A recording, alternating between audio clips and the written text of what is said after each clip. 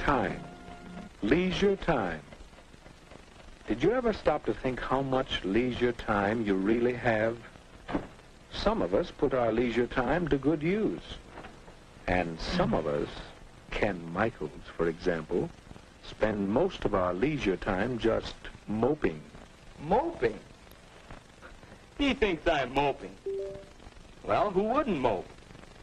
There's nothing to do, nobody's around. You know how it is. I went down to the bowling alley, went over to the drugstore. None of the gang was there. All my friends are busy, so what's for me to do? Do you suppose Ken has more leisure time than his friends do? Huh? Well, no, I don't have more time. We all spend about the same amount of time in school, and the rest is leisure time. I've got nothing to do but wait for supper. My friends have more things to do. They're lucky.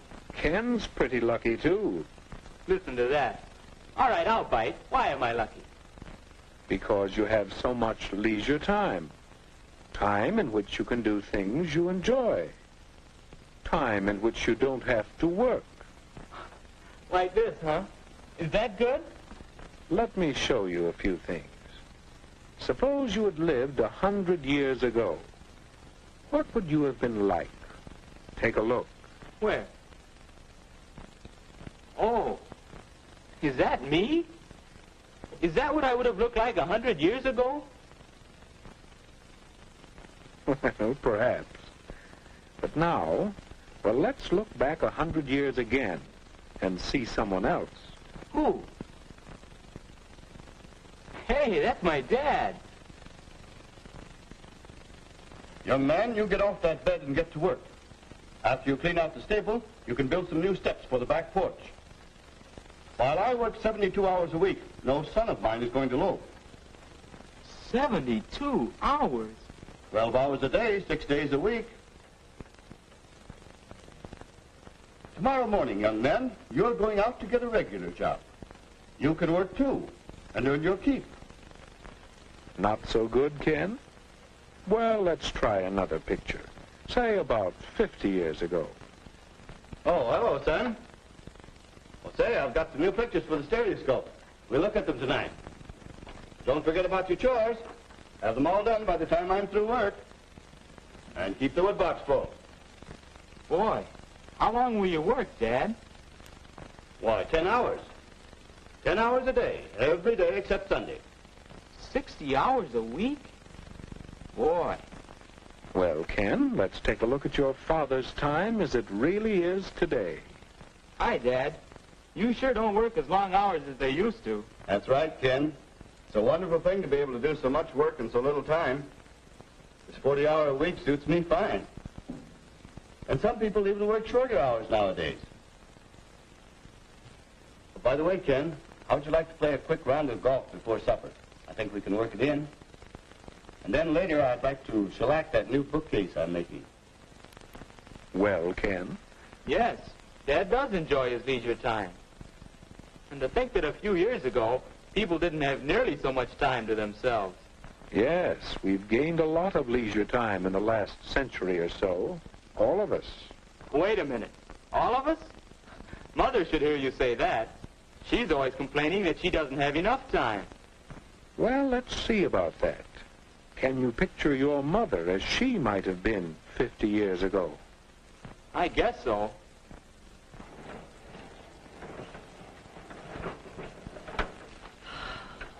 Why, that's hard work. It takes so much time, too.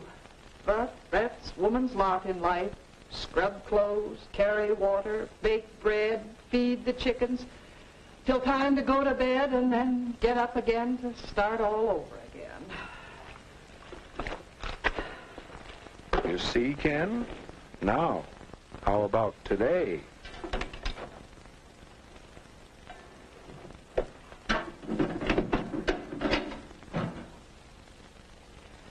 My, this new washer certainly is a time saver.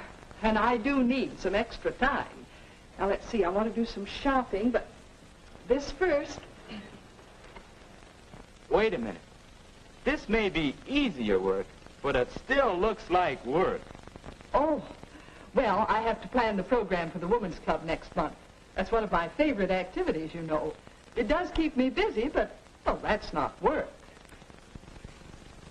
What do you think, Ken? Well, Mother does have more leisure time now. But still, she's always busy. How does she find so many things to do? How can I find something to do with my extra time? Or for that matter, what about you? I don't know. It seems as if leisure time is a problem. Well, let's see how your friends have met that problem. I told him once my friends were all busy. Oh, busy. They have something to do with their time. Let's see.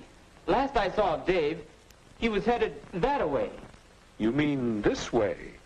Yes.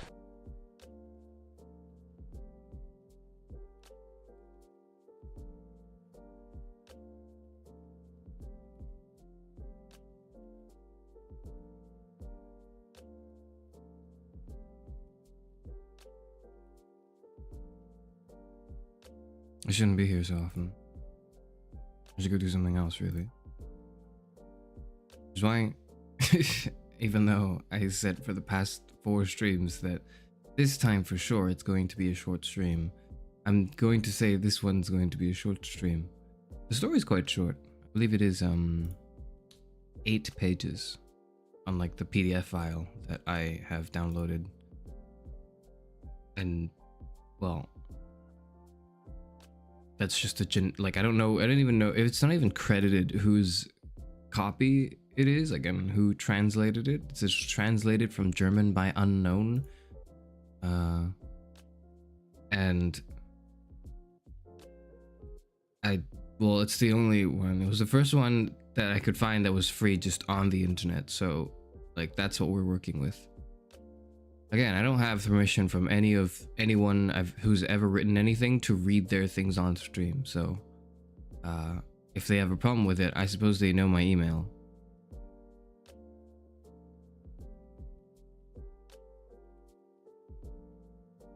At any moment, can I also read my diary live today? You shouldn't be starving. I think it's good to have food. Malnourishment is a real thing, and it does make it so that you don't operate as well. No matter what you're doing. Even if you're just enjoying, even if you're just relaxing, if you're just taking a break, you're not working, right? Not eating food still makes that worse. Because then you're just like, you're just not at your 100% when you're enjoying something, if you're watching a live stream, if you're I was gonna say making food, but clearly you're not making food. So if you're, I don't know, gardening, if you're making art, if you're drawing, you're doing something, you should eat, you should be well fed, you do things. Don't eat too little. Don't eat too much, of course, but also don't eat too little. There's a middle ground that most people are in, for most of the time, which is good. As long as it doesn't cause any health concerns, anywhere within this middle ground is fine. As long as it's not a health concern. What qualifies as a health concern, I don't know. I'm not a medical doctor. I don't know anything about that, but eat food. Food is good.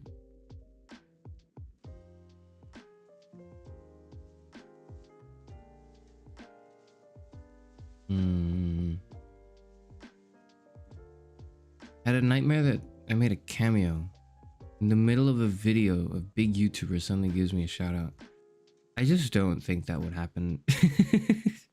Not because I'm pessimistic, but because it's just not the type of thing to expect. Could, but it's just like, why expect that, I'll make my own luck. We make our own luck here in the library. Because the thing is, the thing with opportunity is everyone understands that, well, it is a matter of luck, it is a matter of fortune, it is a matter of whether or not you get picked up in an algorithm, whether or not someone knows you, etc, etc. And so I just need one lucky break, and then I'll make it. Well, maybe that's true, But you have to prepare for that lucky break. You have to prepare for that to hit you, and then for you to be able to carry that momentum. And that's all you can do. So I have opted to prepare for the momentum, but nothing else. House Flippers on Thursday. Are you streaming tomorrow as well? I could, but probably shouldn't. I'm not going to stream tomorrow. No stream tomorrow, but then House Flipper on Thursday. Every time you stream Class of 09, your sub count goes up by 100. I know that too, and I don't want to just keep making Class of 09 slop just because the algorithm does it.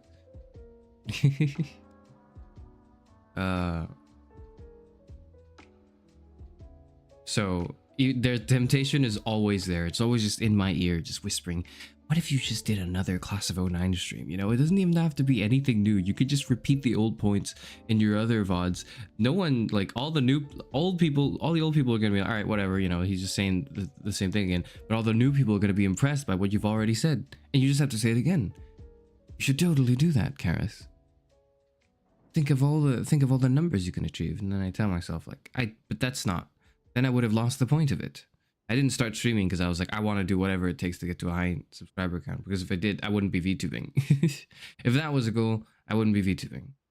And the only compromise I'm willing to make is, if there is something new that is Class of 09, I'll cover it. But if there is nothing new, I'm gonna shut up. Like, I'm just gonna do other things that are interesting. And then, you know, whenever SBN3 decides to graciously gift me one more Class of 09 thing to either praise or shit on or pick apart and analyze for hours, I take that and I go, thank you, SBN3, even though you are an asshole and ruined one of my newfound favorite things. At least it's given me internet clout, and that's good.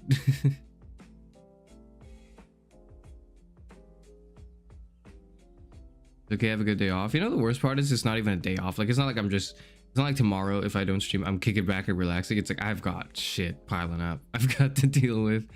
And the worst part is I'm not even dealing with all the shit that's piling up. I'm just doing more things for the channel. Like, if I'm taking the day off tomorrow, which I probably will, I'm gonna be just doing, it's gonna be because I'm spending that time doing something else that's not a live stream. And it's no days off. What if you played the next flavor of the month thing, whether it would increase views? It would, but not by much. I think it would for that video, for that stream, and it might give me a subscriber or two. But also, like, it wouldn't be interesting. And also, I wouldn't, like, if I have nothing new to say about something that is not said, I won't. I don't know. Deep down inside, I like to believe that I can, like, I want to believe that I can eventually get to a point, like, maybe not now, but eventually I can get to a point where I can just sit down on a couch with a beer and just watch, like, infomercials. I want to believe deep down inside that eventually I'll be able to sit down on a couch with a beer, just sit down and watch the infomercials, and that's my stream content. That's the goal, you know. But we're not getting there yet.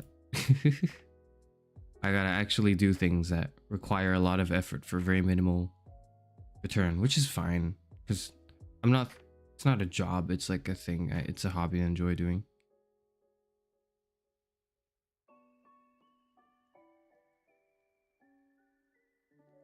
Adding you on Twitter though was because they didn't realize Camille actually covers that in the myth. Most people just think of him as man cursed to push boulder uphill forever. So okay, so the original myth is it originates in, you know, Greek mythology, I believe, Greco-Roman mythology or something. Sisyphus, for some reason, and there's multiple stories, you know, some say he stole the power of fire from the gods and gifted it to mankind. Some people say other things, but eventually he was punished for his crimes. Was it him? Maybe he's punished to no, it wasn't Sisyphus. That is someone else. I messed it up. I messed up explanation. Sisyphus is condemned for tricking the god of the dead, I think. I think he tricked Hades into thinking that, yeah, I was thinking of Prometheus. I don't know why I just almost told Prometheus's origin.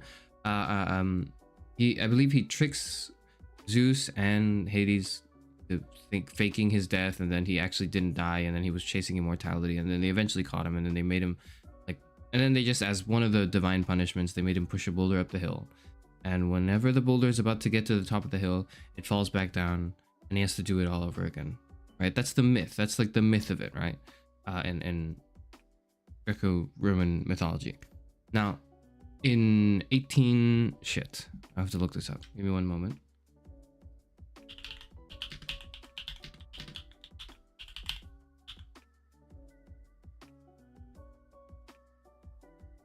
In 1942, Albert Camus,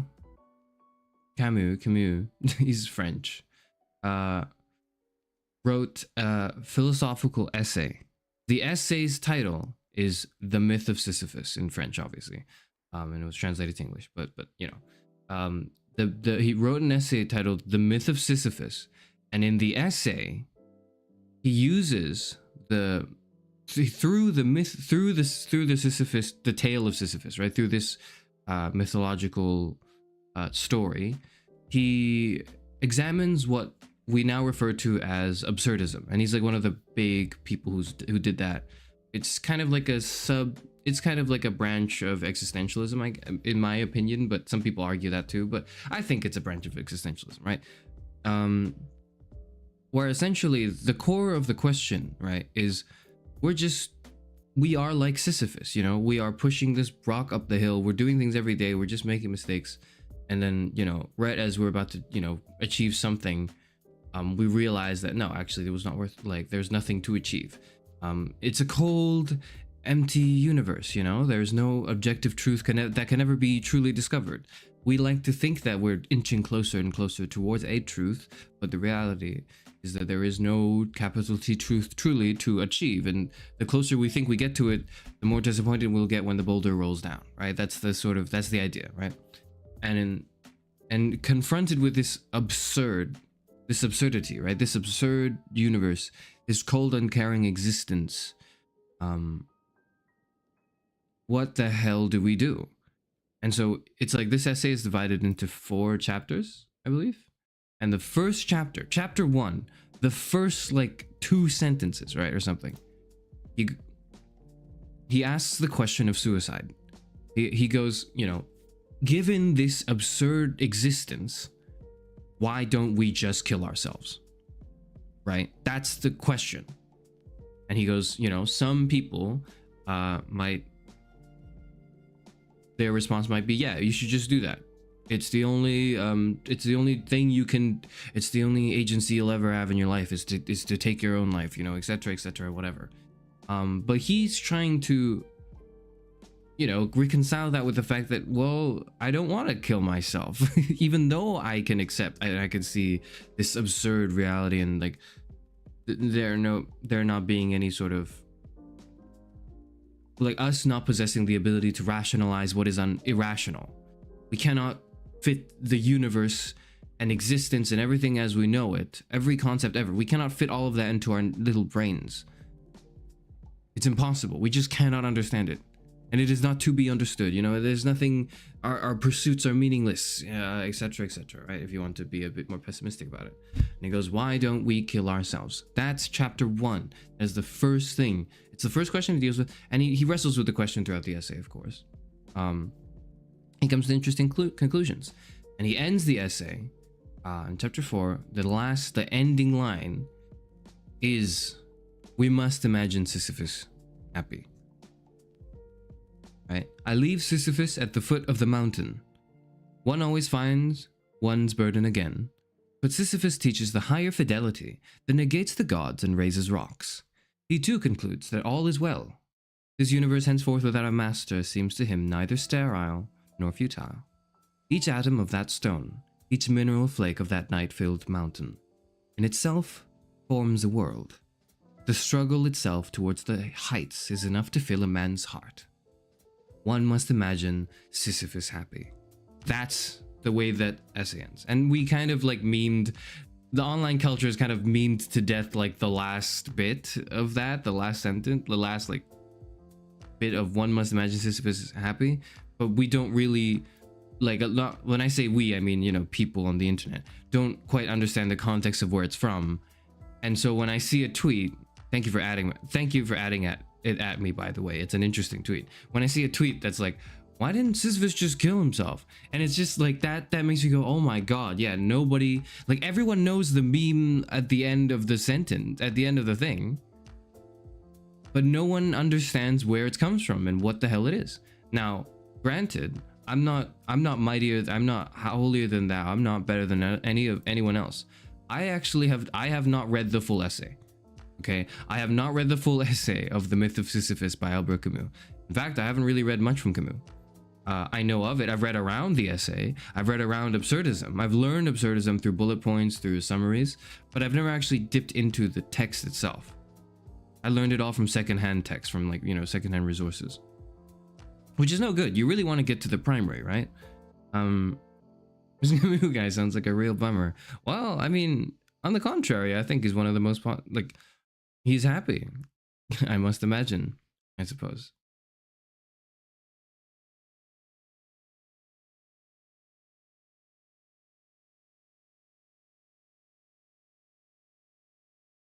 My thing stopped. Sorry. Me adding you on Twitter was because I didn't realize Camus actually covers that in the myth. Most people just think of Sisyphus as Ben cursed to push Boulder uphill forever. Yeah, exactly. Sorry, I already read that, but like just wanted to reread it to make sure. Most people don't understand that Camus precisely deals with this problem, and it's cool. It's a good question. It's a really good question. That's the question Camus asks, right? That's the point. That the whole struggle of why don't we just kill ourselves? Why doesn't Sisyphus just drop the rock on his head? You know, why doesn't he just let it kind of, you know, break his neck, you know, and then like kind of just not have to deal with this again? Why doesn't he do that? Why does he keep pushing the rock? What's wrong with him? We like to think, right? So it is a good question. This is the question. This is the question.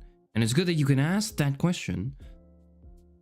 But it's also a bit jarring to be able to ask the question, but not realize that one of the big pervasive, like, one of the reasons why the myth of Sisyphus is so pervasive in modern culture is partially because of Camus' absurdism, right?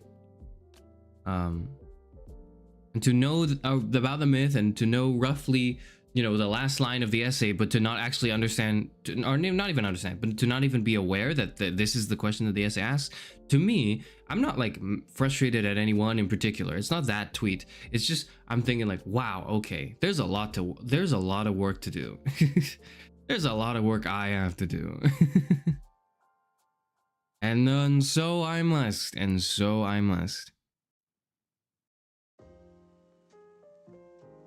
This is in Hades. Queen Persephone won't let him die. If you're talking about the video game, right? I love it. If you're talking about the Supergiant game, the indie title roguelike, I really like Sisyphus's portrayal there.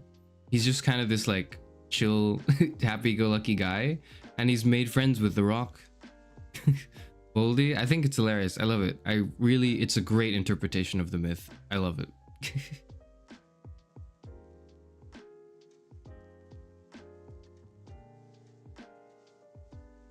Did I miss anything? Hi chat, hello FCF, hello.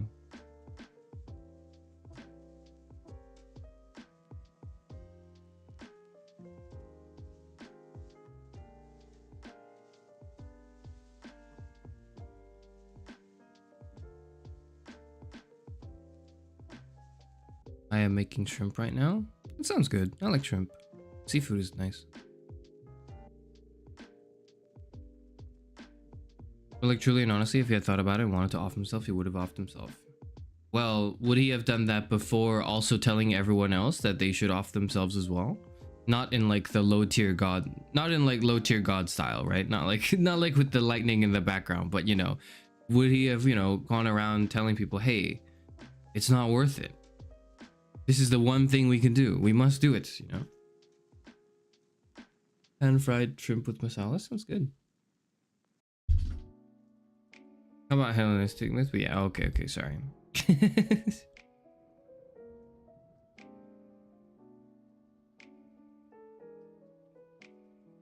Got Hades for birthday, but never got more than 15 minutes in. The concept of losing progress. Now I do another run is scary. It is, and it was my first roguelike as well, and that's how I felt. But I think the characters and it's a roguelite because you don't lose all your progress. You make your progress through chambers, but there's permanent upgrades you can make, and the permanent upgrades do matter. Like, do actually stack up and matter and make the runs a lot easier. Like, I can consistently easily clear runs when I have certain upgrades in the permanent upgrades, like the mirror mechanic, but if I have to start a new fresh save file, I can never make it past like the second world. It's so difficult, like the first few times around, just because you don't have the upgrades. But you also just get better at the game too, is the thing. I don't know, Hades is great. I love Hades. It's probably the only, if I were to give game recommendations that are sort of broadly appealing, I would say Hades is worth a shot, even if you've never played roguelikes, because then you will just come to appreciate roguelikes once that happens, once you play it. It's just that good. It's like, it's not, I don't know if it's genre defining, but it's certainly the best. It's one of the best in its genre, and it's so good at introducing you to it.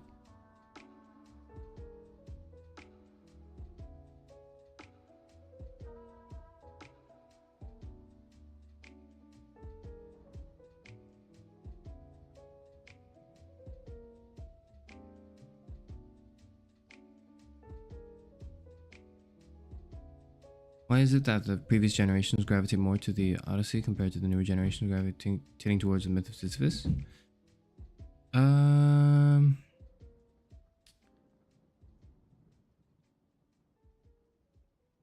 It's a question that makes the assumption that is the case, right? That there is a generational divide in the interests of this mythology between the Odyssey and the myth of Sisyphus. And I've never heard of that before. I've never heard that, you know, the older generations prefer the Odyssey and the newer ones prefer the myth of Sisyphus. It's not something I know about. So, but I'm going to assume that it's true, right? I'm going to assume that there's some truth to that statement. That it is indeed the case that newer generations are more Sisyphean? I don't know. Whereas the older generation is more inclined towards the Odyssey, myths like the Odyssey, Odysseus, right? It's intuitively, it makes sense to me because I've never heard of that, but intuitively, there was a time of exploration, and we've been long, like people who are alive right now. So that's all of us. Even though I'm 60 years old, right? All of us, we are probably, it's over. Like, it's not, we're not doing that in the near, what was it? Born too late to explore the world, born too early to explore the stars, born just in time to watch a Karasu from our live stream. That's that's the idea, right? So I imagine it's just because we find ourselves in that situation. Generationally speaking, we are at the current stage where we haven't unlocked space travel yet.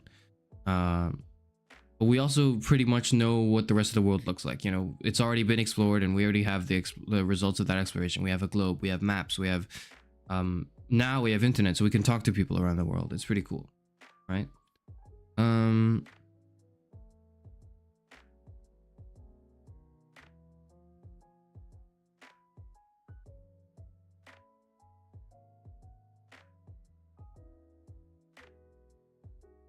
And so those things are not relevant to us. That sense of exploration is not new to us anymore. We don't go on a journey in an Odyssey. You open up Google Maps and go, all right, I'm going to visit this town. What's over there? What's the highest rated restaurant? Okay, I'll give that a try. All right. You're not really exploring. It's been explored already. You can pretend, you can put it all away. You can put all your Google Maps away. You can put all the fancy technology away, and you can pretend as though you're still you're exploring. You know, you run around. the world, and you don't do it with a map, you don't do it with all the fancy new gadgets, and you go, yes, this is me, I am exploring the world, I am Napoleon, something of the sort, right? Well, the fact is that you're not, because Napoleon already did his thing. The colonizers have already done their thing. They continue to do it too. Colonizing continues to happen, but that's a whole other topic that I'm not ready to discuss in detail for right now. But so I'm not saying that's over. No, that's not over. But what I am saying is over is the sort of overall discovering other parts of the world that don't know you and you don't know them, and you know what goes on in those parts of the world. There's no more Odyssey, right? And so our lives have sort of been, I guess, a bit more, we might be a bit more dejected now and think that our lives are pushing rocks up a hill. We are kind of just cogs in a machine fueling the capitalist, consumerist, and I hate to use the C word, but you know, here it is, right? The capitalist, consumerist hellscape that we have sort of been born into, or we've been at least we are now in, right? Born too late to listen to the great philosophers, born too early to listen to the great virtual ones, born just in time to listen to the first and last philosophy VTuber, Karis Ufanor. Minor correction, I'm the philosopher VTuber. Oh.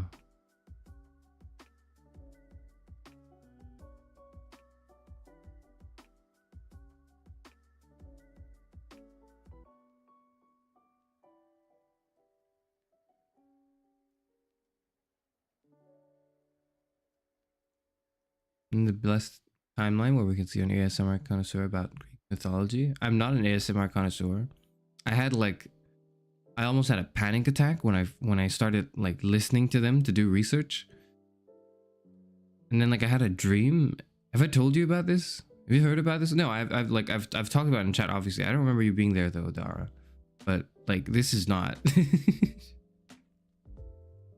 connoisseuring is not happening. We've only explored 5% of the ocean. That's right, our team. That's right. That's actually one of the topics I wanted to talk about, but not today. Not today. Maybe not today. Maybe I'll bring it up. Maybe we can talk about it in the House Slipper stream. But I wanted to think about like whether or not I'd want to explore the ocean. Like if I got to choose, like would I rather explore the ocean or explore the universe? Or, you know, the immediate space that's outside of Earth, right? Don't remember that story? Okay, well, basically, I was doing research. I was doing ASMR research, and like a lot of the really popular ones. I was like, because I'm listening to the popular ones, right? I'm listening to the really big, really popular ones. Some of them are like VTuber stuff. So it's VTuber ones. So I'm like, oh, well, I mean, I'm a VTuber. That makes sense. I'm gonna go research that. And like a lot of them have this, and yes, some of them were from Ceres Fauna, okay? Like, that's it. Because I was already watching her other content anyways. I was like, well, I might as well just watch her ASMR stuff as well. Like, I've never done that, but I was like, I might as well just do that. And then, like, I put the ASMR up, and I was listening to it. And there's also this accompanying kind of, like, visual, where it's just, you know, like a soft anime girl on bed. You know, like, that's all, like, a lot of the ASMR done by... that are really popular, done by VTubers, kind of takes that template, right? And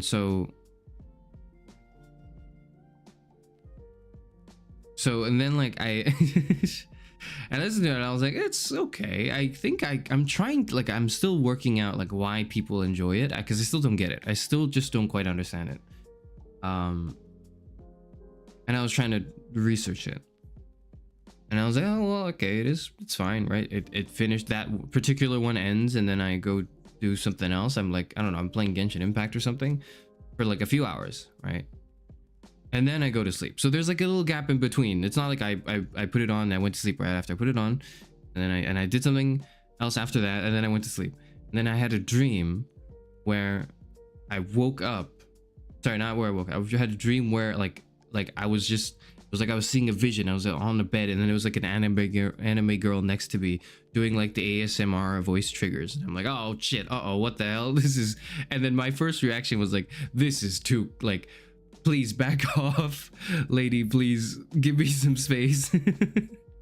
I need like, I'm gonna need a little bit of like, you're gonna have to, sorry. And then like, so I was telling this story because I wanted to talk about not time dilation, but like time perception and how it relates to dreaming, which I thought was interesting. And there was in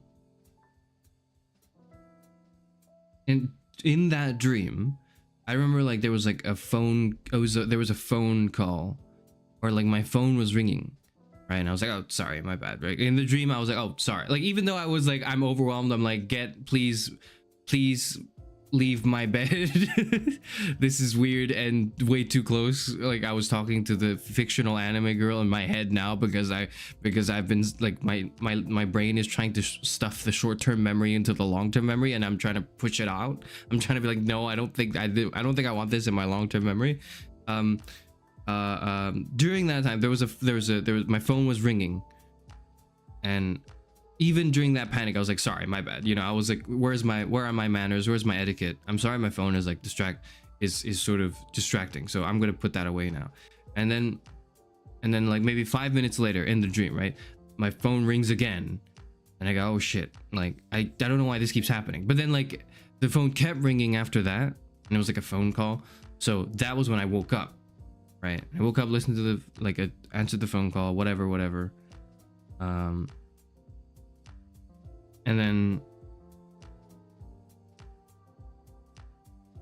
once that's done, I checked my phone for the notifications, and it turns out between those two buzzes wasn't actually 5 minutes like it was in my dream. It was like 2 hours. The last notification I got that buzzed my phone was 2 hours ago, and then I got the phone call. But then in my dream, it was like 10 minutes. It was like 5 minutes. And that was I was telling that story to try to introduce like time perception, and how it differs during different circumstances. But that also kind of like tells you that ASMR may not be for me, or at least I'm really trying to understand it. Okay, like you have to give me credit for being very open-minded about this.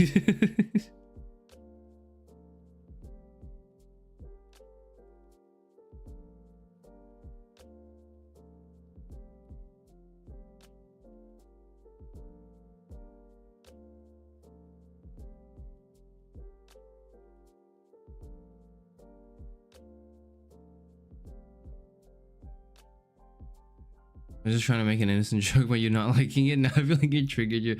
Well, I mean, it's just like it's a learning process. It's a learning process. I don't like dislike it though. Is the thing. Like, I don't put it on and I go, oh, it's torture. I'm like, you know, they're drilling a hole. It's like they're drilling a hole into my like brain through my ear. Like, that's not what I'm feeling. I'm not feeling like it's extremely terrible.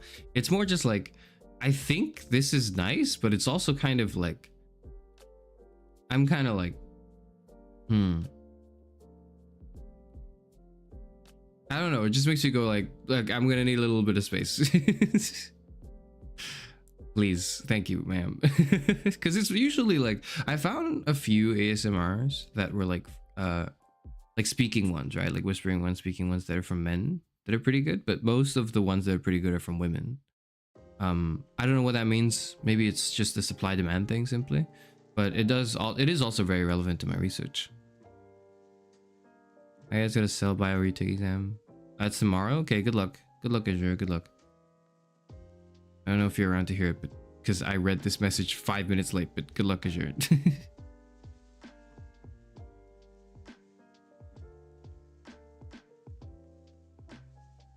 Had a dream with you, Chairman? Yeah, I saw that message in the chat earlier. That is very strange. I was gonna say I make my own luck. I'm not expecting shoutouts and handouts. I'm gonna make my own luck. That's what matters to me. I've never been lucky. I've never had like I've never won anything. I've never like in like a raffle or like a lucky draw or whatever. I've never won anything. I've never been lucky in my life. My gacha pulls have always been consistently terrible. Have I told you my gacha pulls in like Genshin are like the top? Okay, Genshin is a bad game. Don't play it. But what's interesting is is the numbers behind it, because I'm a nerd, right?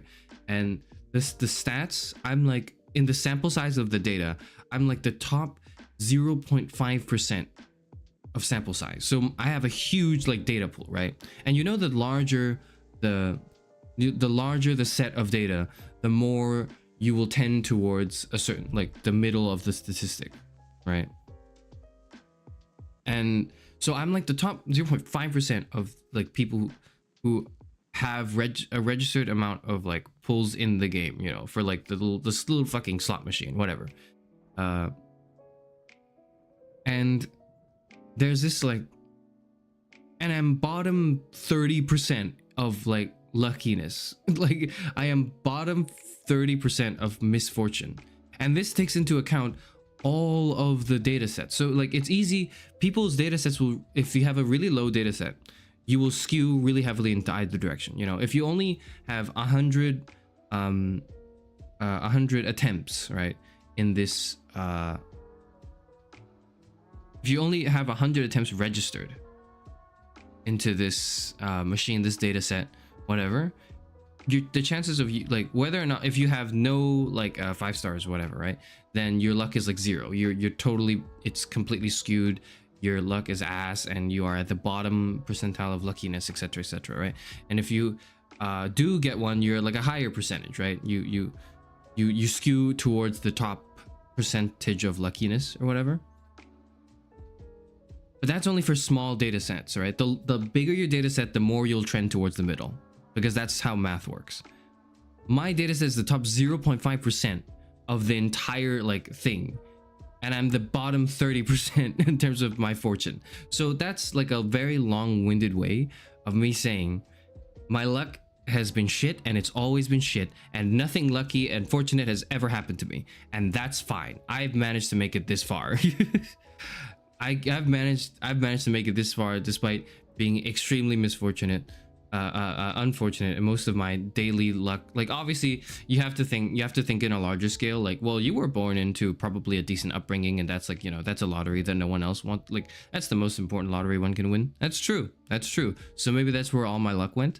All of my you know, luck, if you want to ever even conceptualize that as a real thing and not just a result of probabilistics like stats like that, and like, you know, the willingness for the human mind to rationalize anything and everything in the immediate vicinity of their soul. Like, you know, if you want to do that and you want to say luck is a real thing, I'm extraordinarily unlucky. If you want to do that, which is all to say, I have never relied on random luck to do shit. I have never done anything and thought, you know, maybe the gamble will pay off. No, if there's a gamble, I'm losing it. And I do every decision I make in my life. If there is any risk, I'm just assuming it's not going to work out. And I'm prepared for when it does not work out. And more often than not, it does not work out. Sometimes it does. Usually it doesn't. If you experience an ASMR response, then you'll get it, but people who don't won't. Okay. So it's kind of like just you'll get it if you get it. Sorry, that was like a huge tangent. No ASMR reading 50 Shades in February? No, that's probably not what we're doing.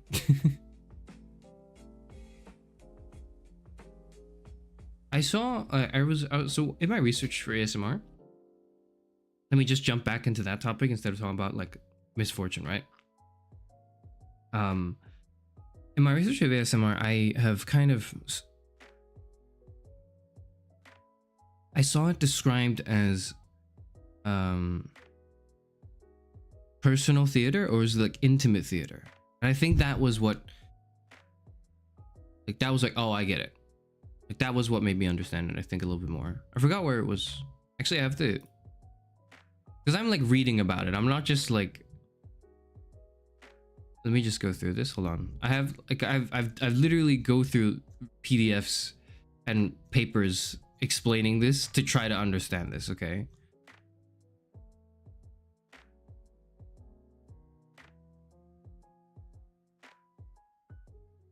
It's sound art. Yeah. ASMR is sound art is like, I think the way I saw it described. I watched like interviews with people who do this professionally, like talk about this.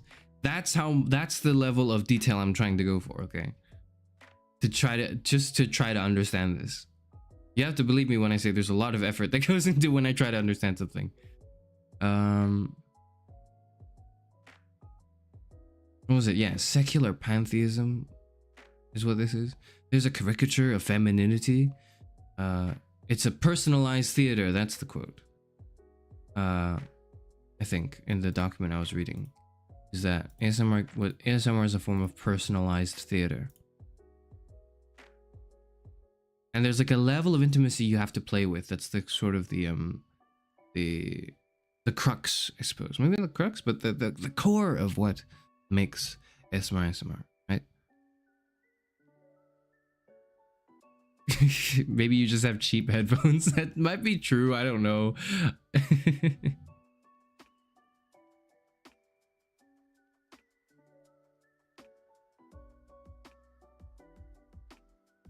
Unlucky that in TTRPGs he's the DM. Okay, I'm not the DM because I'm not that good. I wish I was, but I wish I was that good.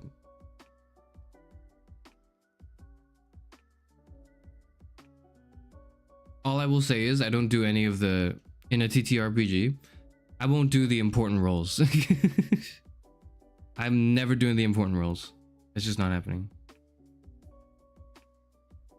Got to the after playing a mobile, I was like, fuck this. It's not like worth it. It's kind of like the, you know, the meme, the image of like you digging the tunnel and there's diamonds in front, and it's the, but you just replace that. It's not diamonds. It's like you dig through a bunch of dirt for like 2 diamonds, and then it's more dirt. And then it's like very low quality diamonds, and you go like, oh well. Or you could just walk into the diamond palace that is like Hades by Supergiant Games. That's way better. But yeah.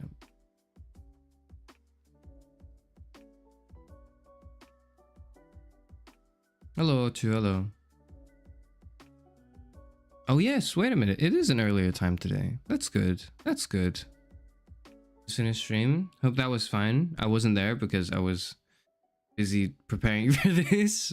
So, I hope it went well. I hope it went well. That's what I'll say. The DM campaign is just you meet at a bar, a fire breaks out, and you all die. Well, I mean, there's some absurdity in that, I'm sure. I would start, you know what? That's probably how I would actually start. That's how I would start a campaign. I can see how that would work. You meet at a bar, a fire breaks out, all of you are dead, and you are now ghosts. That's how the story begins. You are now in an afterlife, and you're trying to find a way to come back to your bodies. You're trying to, like, the premise is like you're all dead already, but you're just trying to find a way out. And then throughout this journey, some of you may come to realize, actually, you know, the afterlife isn't that bad. And some of you will come to grips with, maybe I do miss my mortality and my family and all of that. You'll get to do things like you get to maybe influence the real world through the ethereal means or something. That would be a way I would start a campaign. That was just right off the head, by the way. I didn't plan this. I've never thought about DMing. That was just something I thought about. I'm like the pet of the party. I'll tell you that the last D&D campaign I was in, I was playing a druid. I was playing a druid who's like a kid, who's like a 14, 15-year-old kid, and he's like a druid. And the gimmick for the character is that he is afraid of animals, and he's quite timid around them, but the animals are not afraid of him. This is before the cat story, by the way. This is before the cat story I told a while ago during one of my like House of Mysteries. This is before the events of that cat. Okay, this is before that. I made a druid character who's a little kid, and yeah, his thing was like he's really like he's anxious around animals, but the animals are not anxious around him. That's the idea.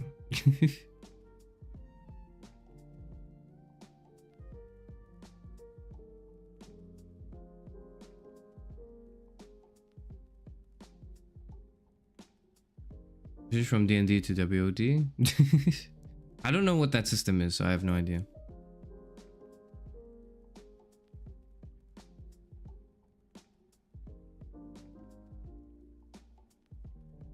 Play D&D once and didn't even finish. Try to play maybe like a one shot, like just as a taster. It's fun.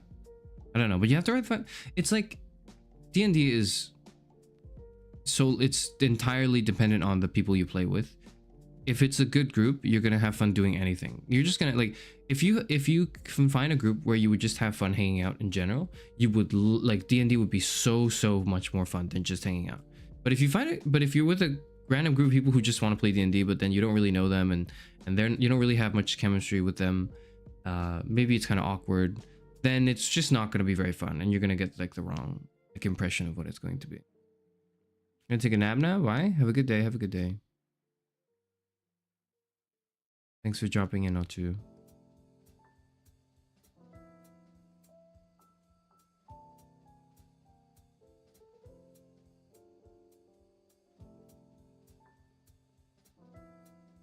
I want to be a ghost, but if a supernatural entity ends me, I want to be like, I want revenge. I mean, okay. But like, wouldn't there be so many more interesting things than revenge if you could be a ghost? I don't know. If I were a ghost, I'd do some cool things, I think.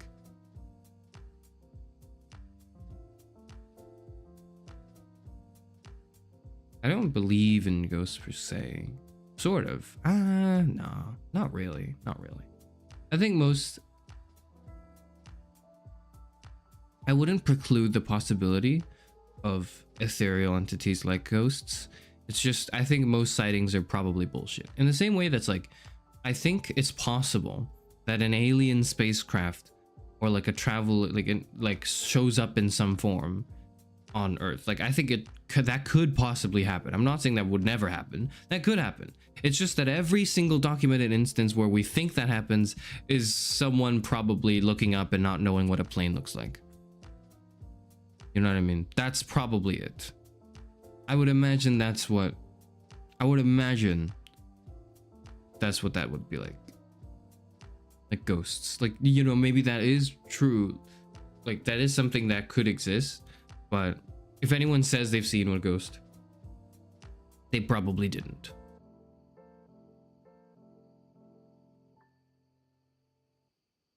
Woke up too late to take meds and now I'm sleepy. I mean, that's great. Because we're gonna do any second now. We're gonna actually do the reading stream that was advertised in the title, and we'll read A Hunger Artist by Franz Kafka. And you could like, that's something to fall asleep to, I suppose. Or ghosts, I just move things around and gaslight them. You could. It would be funny, but then it's like I would get tired of it. I don't know. After the pranks, you kind of go like, well, I need to do something more fulfilling, shouldn't I? I don't know. Sort of believe it, but every time you see a story or video, you believe it less and less. Yeah, same. whenever someone goes like I saw a ghost and then they describe it, I'm like, there's a myriad of more likely explanations than ghost. Because if it is ghost, you know, how are you even sure that you were able to perceive the ghost well in your shaken state, right? You weren't calmly going out and about like, oh wow, that's like an ethereal entity that's sort of peeking through my wall that I can sort of see, but not really. No, you're panicking. You're like, oh my god, the lights are shaking. Oh, the room is like, it's turning, it's coming apart. Oh, you know, you're panicking. You're panicking. Even if ghosts were real, can you be sure that in that volatile mental state, you really did perceive one and you didn't just make it up in your head? You don't know that. How can you be sure? The story of Scrooge not convince you ghosts are real? I won't lie, if I was Scrooge, I'd be a little shaken. And I might still change my ways. I might still do what, you know, turn over a new leaf if I were Scrooge. But it wouldn't be because I believed the ghosts were real. It would be because the dreams and visions I saw gave me a huge introspective outlook that seems possible in my world. And I go, wow, okay, yeah, shit. Maybe I shouldn't be so much of an asshole. That's what I would do. Some instances where I've been told a story and legitimately believe it. I mean, I still have never heard one, but even if, like, I know I've heard a few, but they're also usually like third or fourth hand accounts. That's one thing. The other thing is also like, well, if it is real, then there's not much to gain. I can't like learn more about ghosts from the story. You know, there's nothing in my brain that'll be like, oh, so they come out at night, or, you know, they only do that when it's a spooky graveyard or something, you know, like it.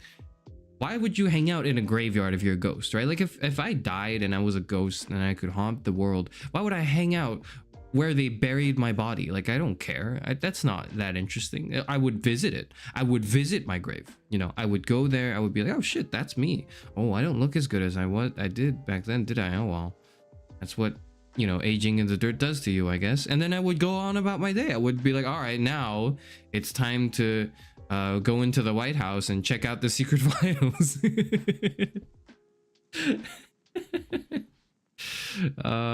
It's time to, you know, I'm gonna start stalking all these world leaders and see what's up with them. I want to know what's going on.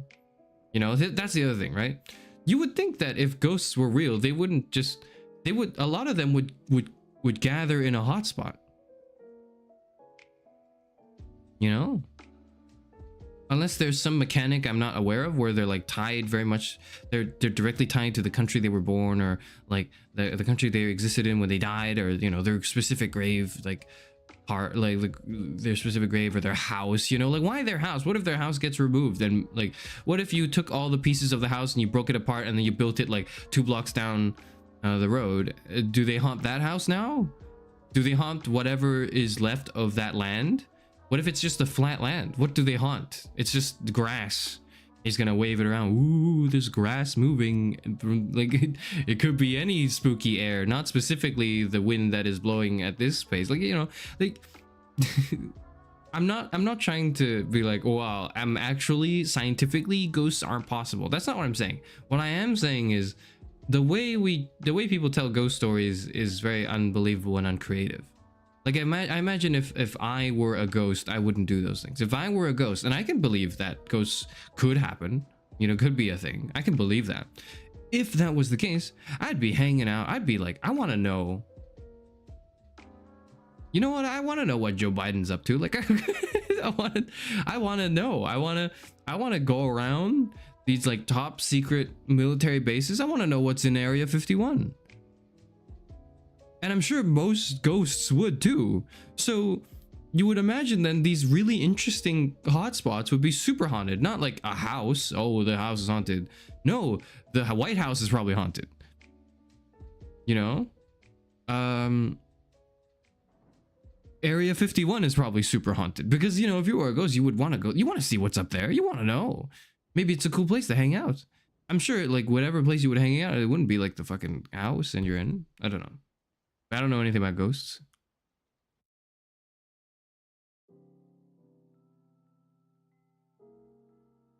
White House is definitely haunted. Well, yeah, right. that probably exactly. But like, you know, that's not an attraction so much.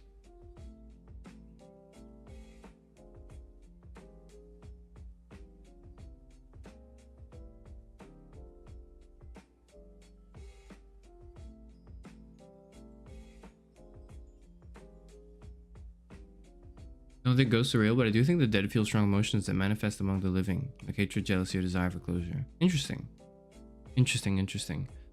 I don't have much comment on that. I think it might be a useful heuristic for how we as the living treat the dead. I think it's pretty cool.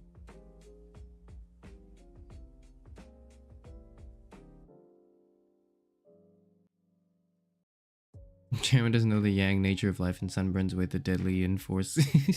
It's the thing with like, it's kind of like the thing with season 1 Walking Dead where, you know, Kenny was for a long time still holding on to the idea that, oh, it's karma, you know, like it's, I deserve this. I lost what I lost because of the karmic actions of what I did before. Like, no, Kenny. The world's just kind of, the world is cruel and unfair. But that's just like, it is what it is, you know? It's nothing to do with your karmic cycle or whatever. You guys say when they first moved into their house, it was insanely haunted. Doors would slam open when windows were closed and AC was off. Full volume and static, but it wasn't plugged in. Interesting. I've never actually had an account of this. It could just be like, I imagine there could be an explanation for it that is, like, you know, founded upon things we can prove and disprove, such as faulty wiring and wind, but I don't know.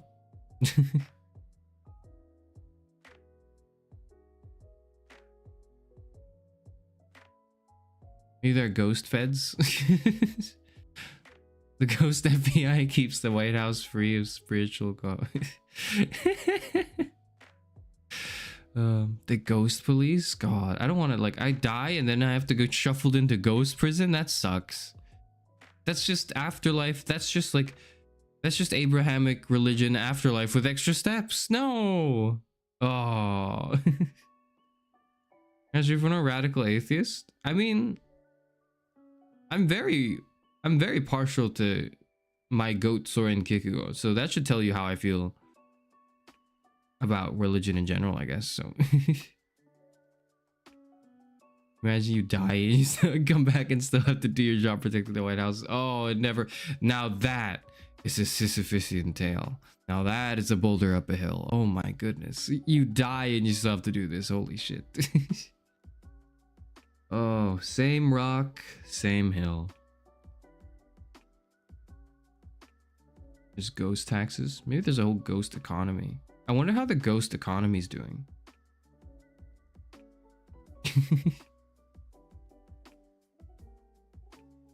Reminds you how in a Chuck Palahniuk novel, you wake up in a jail cell in hell and they have movie night every week, but the only movie available is the English. Tragic. Tragic. Movie night every night, but it's the same movie. Oh. It's like an 8-hour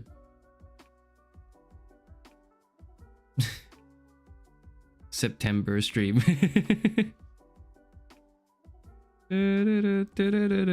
For like 8 hours.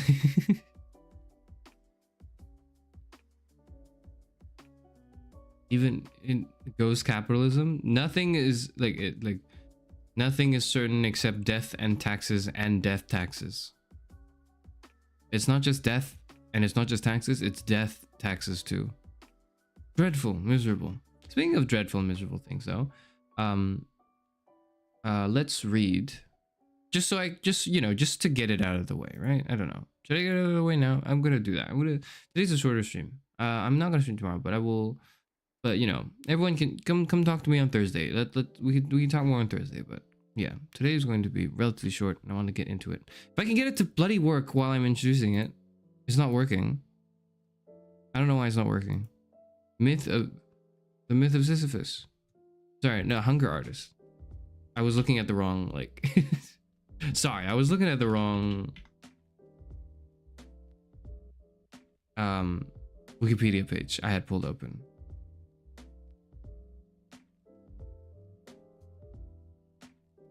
I don't know why my OBS is not detected.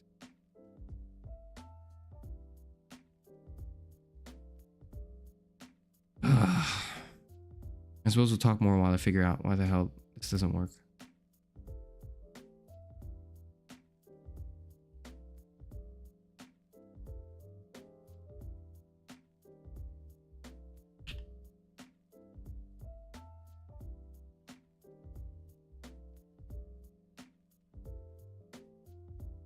Okay, I can do this, so I was supposed to.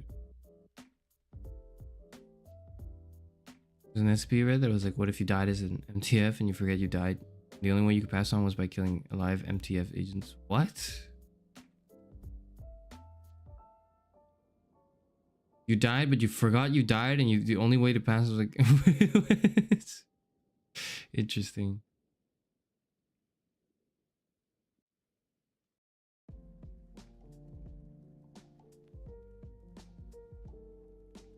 Ghost jail for Sherman is to play the flip side again and again. No. Anything but that. Leave me alone, ghosts. I'll never do wrong again. I'll change my ways. And then what do? I have no money to give out. What would I do if I was like Scrooge? And I had a Scrooge experience. What would I be doing?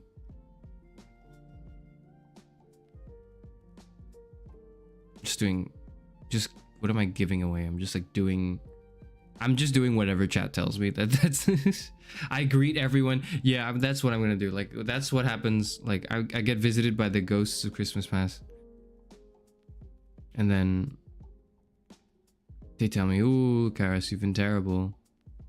You're gonna be condemned to hell to play the flip side over and over again." I go, "No, don't do that, please." And then from that day forward, I greet every chatter that enters my stream by their name, and then I talk to them kindly, and I and I do every request that's given to me without any second thought. Oh, terrible story, terrible story.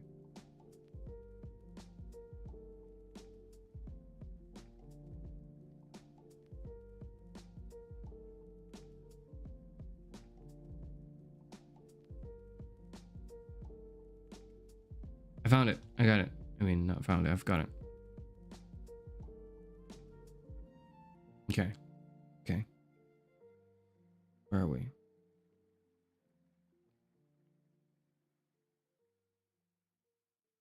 This is the page, right? Okay. So close the other one. I wanted to open another page, but I guess.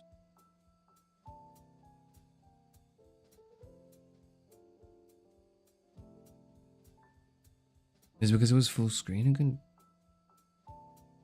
get an AI BF? No. Oh man, that might be what happens if the ghosts of Christmas past visit me, and I'd have to turn over a new leaf and become the opposite person of who I once was. That's what would happen. And it's not like Scrooge. It's not a Scrooge situation. That's like a tragic. It's like a tragic outcome. When is the IBF? I do not look forward to the day, and I think it eventually someone is going to be weak, is just their willpower is not strong enough, and they're going to decide to make like an AI of me, of like Karen Sufanor. And I'm just gonna say, like, if anyone here gets the temptation to do that, please don't do it. You know, if anyone's thinking of making an AI version of me, don't. If you want to do an AI version of me, sorry, it's because you want something very specific. You want me to do something, right? Like you want that the AI could pretend like it's doing, then just ask me. Just ask me and I'll find a way to do it. You know, I'd rather do the thing you want the AI Karen Sufanor to do than to have you make an imitation shitty copy of me to do it. You know, it's not worth it. It's not worth it. Just ask me, I'll do it. And if I won't do it, then that means it wouldn't be in character. So then if you ask the AI to do something that I would never do, then why would you ask Karen Sufanor to do it? You say you love chat? No, probably not. But you can ask me and I can tell you I won't. And so if why did you both say this? God damn it. So if I don't do it, that means it's not in character. That's not something I would do. So if you make an AI that does it, then the AI is not me. Then why make it Karen Sufanor? Why make it Karen Sufanor AI to do something that Karen Sufanor wouldn't do? Right? That's just out of character. That's just totally out of character. That is just inconsistent. That it's like it's not you. It's so, I don't know. It's so cheap. It's an imitation. It's not the real thing. How would you be happy with that? I wouldn't. AI Karas will, which is exactly why like AI Karas is bad, because it's like, if the AI Karen Sufanor were actually like a good AI, like if even let's discount the fact that it's shitty, right? If it was actually like a good AI bot, then it would know in character to say, no, I'm not doing that. And proceed to like spit out like an essay that's like, here's why what you're asking for is unreasonable and you should think about your actions, right? That's what a good AI bot would do. And at that point, why go to the AI bot where you can just go to me and I'll do it? And I'll just do that. If the AI bot just says that, like, it professes like I love to chat, whatever the hell that means. That is, it's like it's several layers of delusion. Like if there's multiple things going on here, right? If I were ever to do that, right? But if Karas, there was a version of Karas Sufanor that would do that, that's not Karas Sufanor. Yeah, but AI, you can make whatever character you want, and then you can make an AI BF Karas Sufanor. But like the thing is, it wouldn't be Karen Sufanor. That would just be AI, like generic. You know, if I died and someone else like took over the stream, it wouldn't be like, you wouldn't want that. You would be like, no, I'm just not gonna watch this anymore. Like if something terrible happened to me.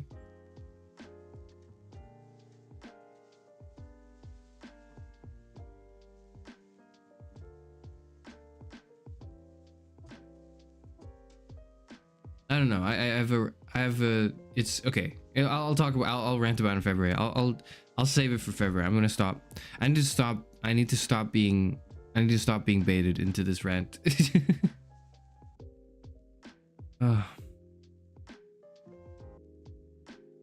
Whimsical delusional rants. Okay. Now let's hold on. Let's actually read. Let's before that let's wait, no, hold on.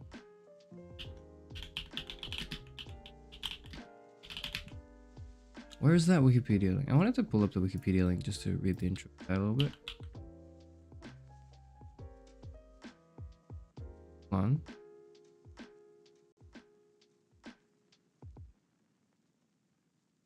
Okay. I don't like that you can see my new tab page, but that's my new tab page. It's got Twitch on it or something. I don't know. Whatever. So there's a Wikipedia article. A Hunger Artist by Franz Kafka. Hold on.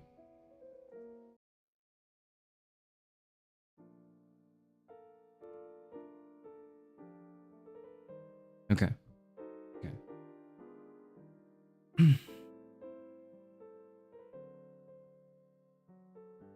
Before we begin our short reading of the short story A Hunger Artist, some context might be necessary.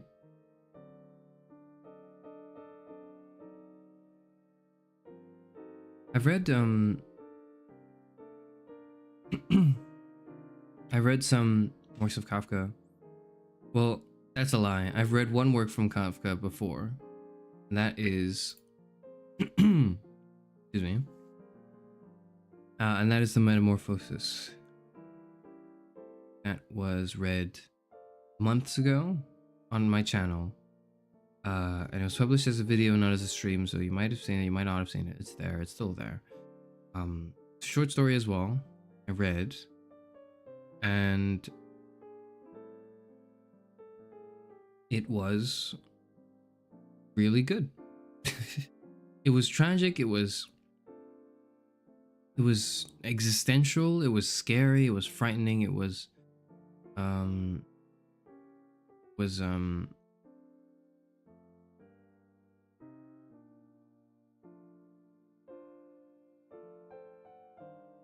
like it sort of felt to me, and I'm not trying to describe it the way an academic would describe it. I'm just trying to describe the way I felt when I read it, right? The Metamorphosis for the first time. It felt strangely tragic, but also happy. Like, it was tragic in the sense that it was a tragedy for the main character, but it felt there was almost like a relief in the death of the character for everyone else around them, and you feel this sort of strange serene peace afterwards when you don't. But then it's weird. Is what I'm trying to say, is it's fucking weird. And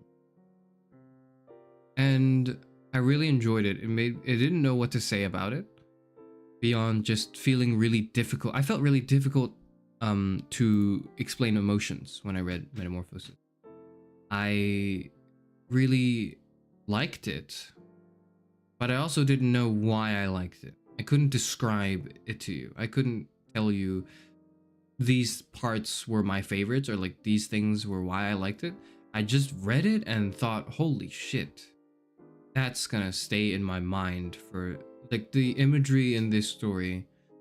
The whole thing is going to stick with me for a very long time, and I'm just gonna keep mulling over. I'm just gonna keep thinking about it, you know?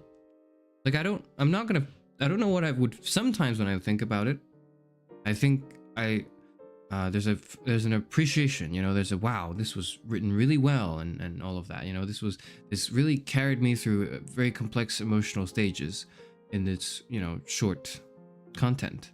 Sometimes I think about it and I go, it's really tragic, maybe I am the roach, the bug, whatever, right? And it's just like me for real, for real. Sometimes I think, oh wow, this is like a commentary on class struggle and what it means to be, you know, desperately middle class. And then I get a little sad because I have a philosophy degree, which dooms my fate to be desperately middle class. And all of those things, right? There's a ton of those, like that. Just it. What's for sure is I've never stopped thinking about it since I read it.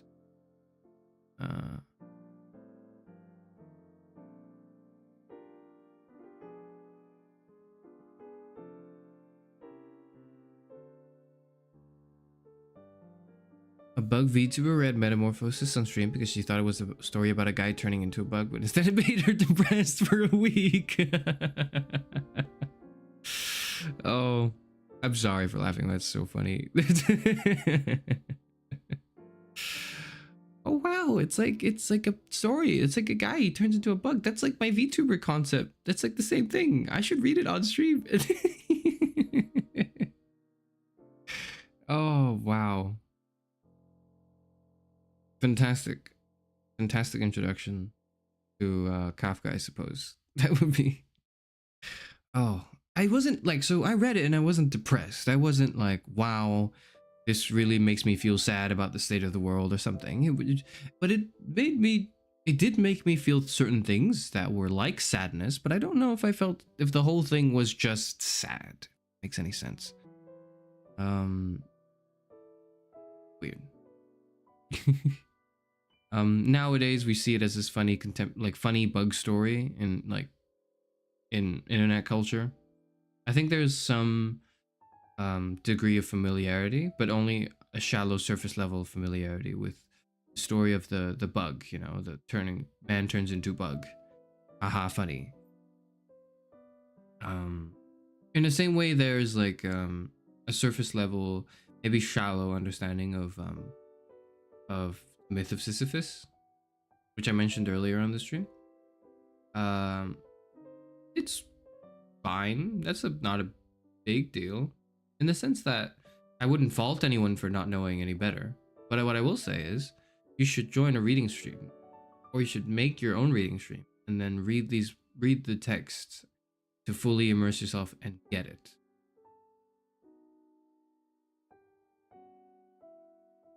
Kafka's the first literally me author. I don't know if Kafka's literally me, but I will say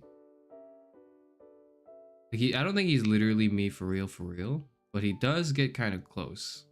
I don't know if he gets close. I think he is. He makes me think of me, but he's not me. I don't know. That's a weird thing to say. The illustration of the bug on the bed is real funny. It is pretty funny, yeah. I don't know why.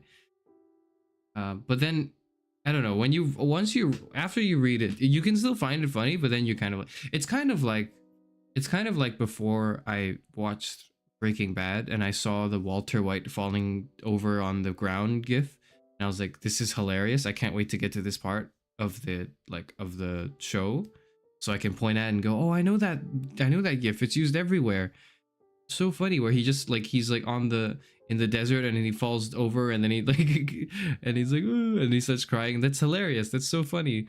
And then when you get to that part in the show, you're like, oh, holy shit. Oh my god. Okay.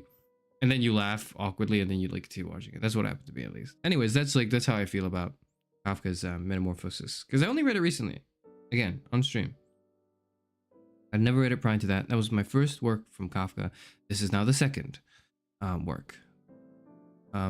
So some just brief context just from the Wikipedia page that I've pulled up, right?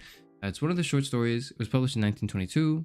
It was in a collection, and it was like the last book prepared for publication shortly before he died. Kafka, I mean. And so this is about a hunger artist, which is the type of a hunger artist is an artist who starves themselves as a form of artistic expression, basically. It's definitely more it definitely swings towards the artsy fartsy art house type of appreciation for whatever, you know, than it is how you would maybe think of an artist traditionally.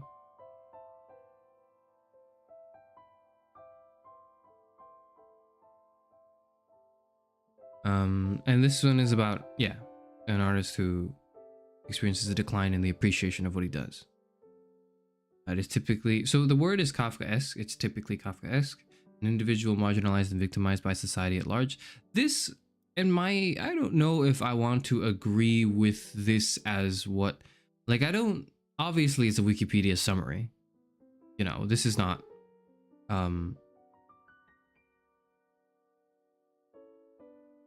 you know, the official definition of Kafkaesque, but the word Kafkaesque has been used, I think, in discourse that I think a little too carelessly. Oh, you can see my extension.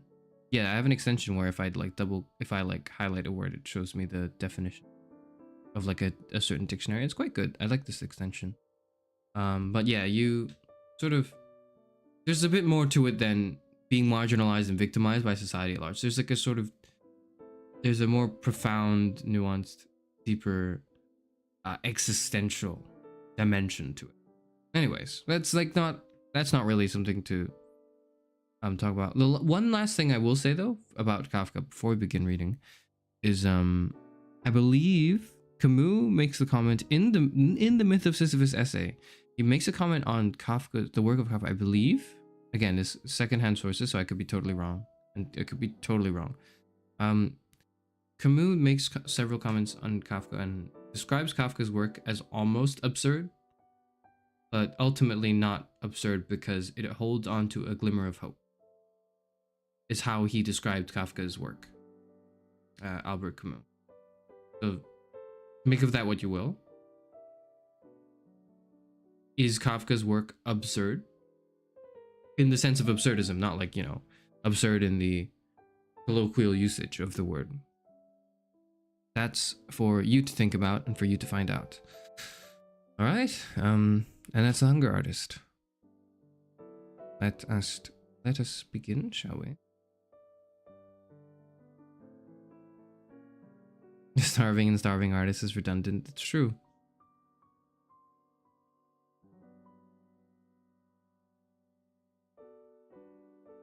At least to some degree. Unless you cater to very specific crowds of commissioning, then in which case you'll make good money as an artist. You just need to know what to draw. Anyways.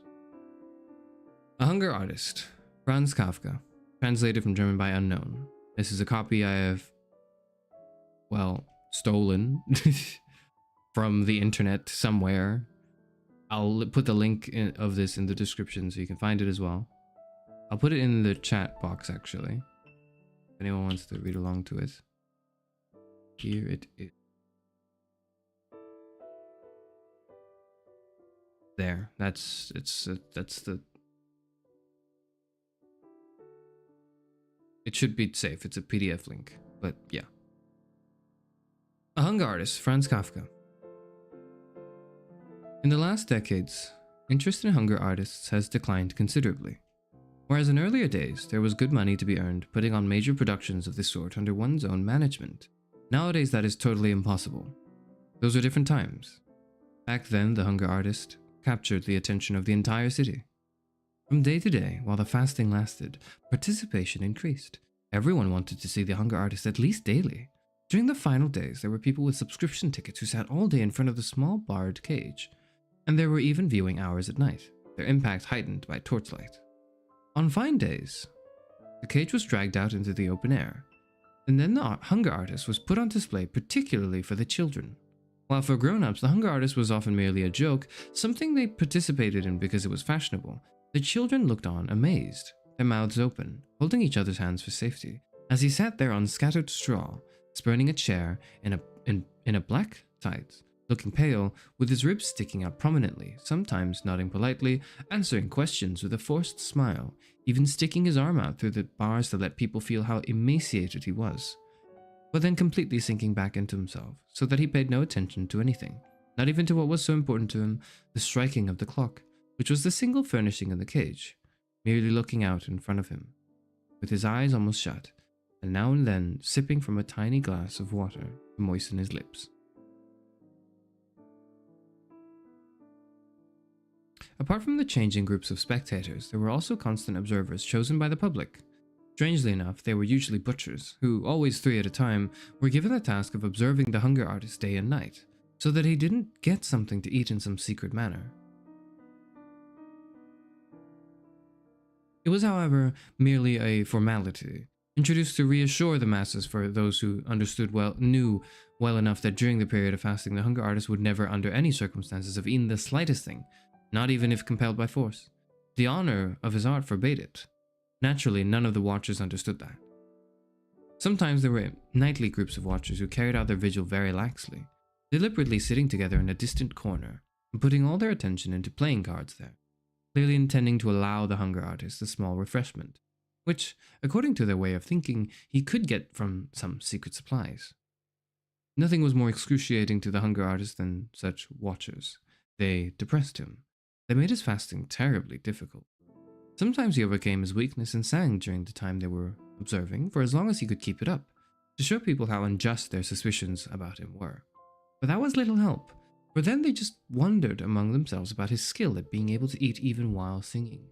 He much preferred the observers who sat down right against the bars and, not satisfied with the dim backlighting of the room, illuminated him with electric flashlights.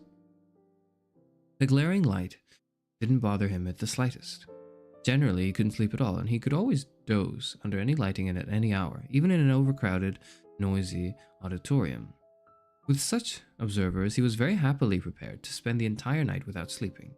He was very pleased to joke with them, to recount stories from his nomadic life, and then in turn to listen to their stories, doing everything just to keep them awake, so that he could keep showing them once again that he had nothing to eat in his cage and that he was fasting as none of them could. He was happiest, however, when morning came and a lavish breakfast was brought for them at his own expense, on which they hurled themselves with the appetite of healthy men after a hard night's work and sleep.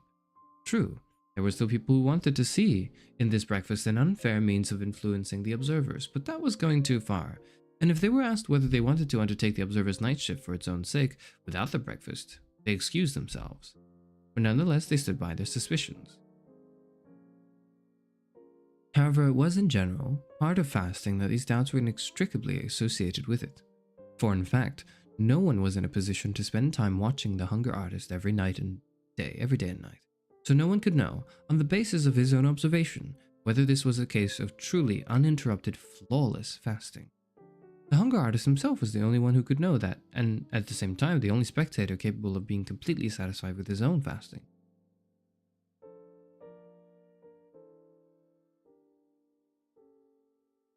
But the reason he was never satisfied was something different. Perhaps it was not fasting at all which made him so very emaciated that many people, to their own regret, had to stay away from his performance because they couldn't bear to look at him. For he was also so skeletal out of dissatisfaction with himself because he alone knew something that even initiates didn't know: how easy it was to fast. It was the easiest thing in the world. About this he did not remain silent, but people did not believe him. At best they thought he was being modest. Most of them, however, believed he was a publicity seeker or a total swindler for whom, at all events, fasting was easy, because he understood how to make it easy and then had the nerve to half admit it. He had to accept all that. Over the years he had become accustomed to it, but this dissatisfaction kept gnawing at his insides all the time and never yet, and this one had to say, to his credit, that he left the cage of his own free will after any period of fasting. The impresario had set the maximum length of time for the fast at 40 days. He would never allow the fasting to go on beyond that point, not even in the cosmopolitan cities. And in fact, he had a good reason. Experience had shown that for about 40 days, one could increasingly whip up a city's interest by gradually increasing advertising. But that then the people turned away. One could demonstrate a significant decline in popularity. In this respect, there were, of course, small differences among different towns and among different countries, but as a rule it was true that 40 days was the maximum length of time. So then on the 40th day, the door of the cage, which was covered with flowers, was opened. An enthusiastic audience filled the amphitheater. A military band played. 2 doctors entered the cage in order to take the necessary measurements of the hunger artist. The results were announced to the auditorium through a megaphone, and finally 2 young ladies arrived happy about the fact that they were the ones who had just been selected by lot, seeking to lead the hunger artist down a couple of steps out the cage, where on a small table carefully chosen hospital meal was laid out. And at this moment, the hunger artist always fought back. Of course, he still freely laid his bony arms in the helpful outstretched hands of the ladies bending over him, but he did not want to stand up. Why stop right now after 40 days? He could have kept going for even longer, for an unlimited length of time. Why stop right now when he was in his best form, indeed, not yet even in his best fasting form? Why do people want to rob him of the fame of fasting longer, not just so that he could become the greatest hunger artist of all time, which he probably was already, but also so that he could surpass himself in some unimaginable way, for he felt there were no limits to his capacity for fasting. Why did this crowd, which pretended to admire him so much, have so little patience with him?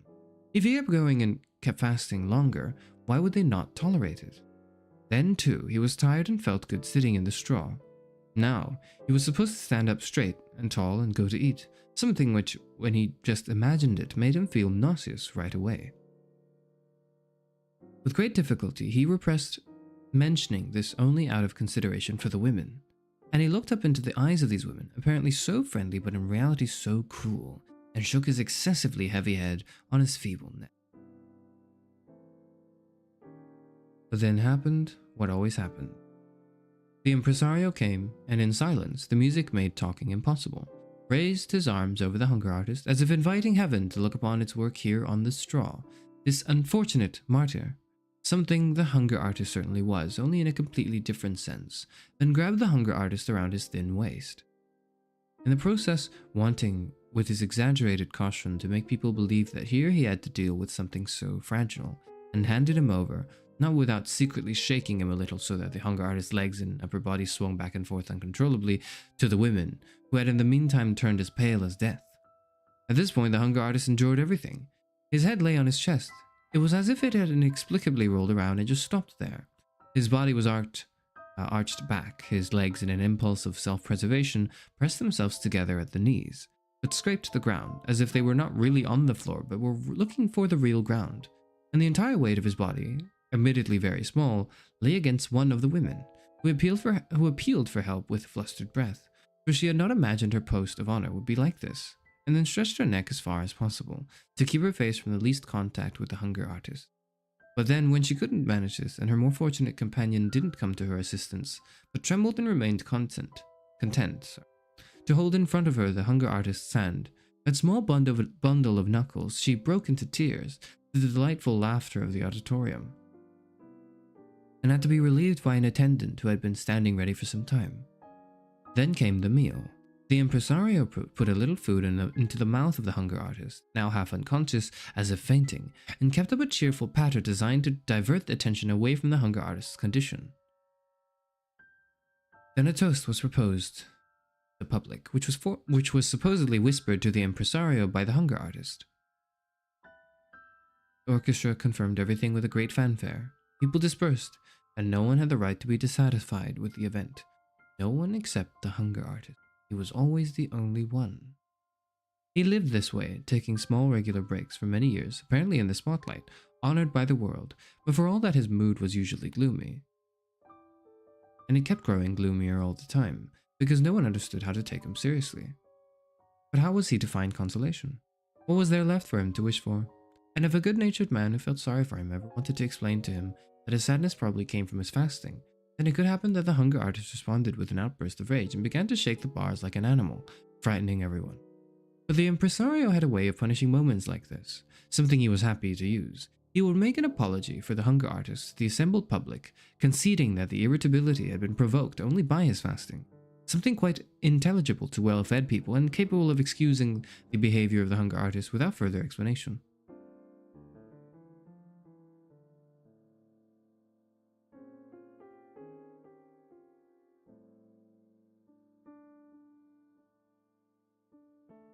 From there he would move on to speak about the equally hard to understand claim of the hunger artist that he could go on fasting for much longer than he was doing. He would praise the lofty striving, the goodwill, and the great self-denial no doubt contained in this claim, but then would try to contradict it simply by producing photographs, which were also on sale, for in the pictures one could see the hunger artist on the 40th day of his fast, in bed, almost dead from exhaustion. Although the hunger artist was very familiar with this perversion of the truth, it always strained his nerves again and was too much for him. What was a result of the premature ending of the fast people were now proposing as its cause. A little bit. My apologies. Unlike the hunger artist, I did have some food. It was impossible to fight against this lack of understanding, against this world of misunderstanding. In good faith, he always listened eagerly to the impresario at the bars of his cage, but each time, once the photographs came out, he would let go of the bars and, with a sigh, sink back into the straw, and a reassured public would come up again and view him. When those who had witnessed such scenes thought back on them a few years later, often they were unable to understand themselves, for in the meantime that change mentioned above had set it. It happened almost immediately. There may have been more profound reasons for it, but who bothered to discover what they were? At any rate, one day, the pampered hunger artist saw himself abandoned by the crowd of pleasure seekers who preferred to stream to other attractions. The impresario chased around half of Europe one more time with him to see whether he could still rediscover the old interest here and there. It was all futile. It was as if a secret agreement against the fasting performances had developed everywhere. Naturally, it couldn't really have happened all at once, and people later remembered some things which, in the days of intoxicating success, they hadn't paid sufficient attention to, some inadequately suppressed indications, but now it was too late to do anything to counter them. Of course, it was certain that the popularity of fasting would return once someday. But for those now alive, that was no consolation. What was the hunger artist to do now? A man whom thousands of people had cheered on could not display himself in show booths at small fun fairs. The hunger artist was not only too old to take up a different profession, but was fanatically devoted to fasting more than anything else. So he said farewell to the impresario, an incomparable companion on his life's road, and let himself be hired by a large circus. In order to spare his own feelings, he didn't even look at the terms of his contract at all. A large circus with its huge number of men, animals, and gimmicks, which are constantly being let go and replenished, can use anyone at any time, even a hunger artist, provided, of course, his demands are modest. Moreover, in this particular case, it was not only the hunger artist himself who was engaged, but also his old and famous name. In fact, given the characteristic nature of his art, which was not diminished by his advancing age, one could never claim that a worn-out artist, who no longer stood at the pinnacle of his ability, wanted to escape to a quiet position in the circus. On the contrary, the hunger artist declared that he could fast just as well in earlier times, something that was entirely credible. Indeed, he even affirmed that if people would let him do what he wanted, and he was promised this without further ado, he would really now legitimately amaze the world for the first time. An assertion which, however, given the mood of the time, which the hunger artist in his enthusiasm easily overlooked, only brought smiles from the expert. However, basically the hunger artist had not forgotten his sense of the way things really were, and he took it as self-evident that people would not set him and his cage up as the star attraction somewhere in the middle of the arena, but would move him outside in some other readily accessible spot near the animal stalls. Huge brightly painted signs surrounded the cage and announced what there was to look at there. During the intervals in the main performance, when the general public pushed out towards the menagerie in order to see the animals,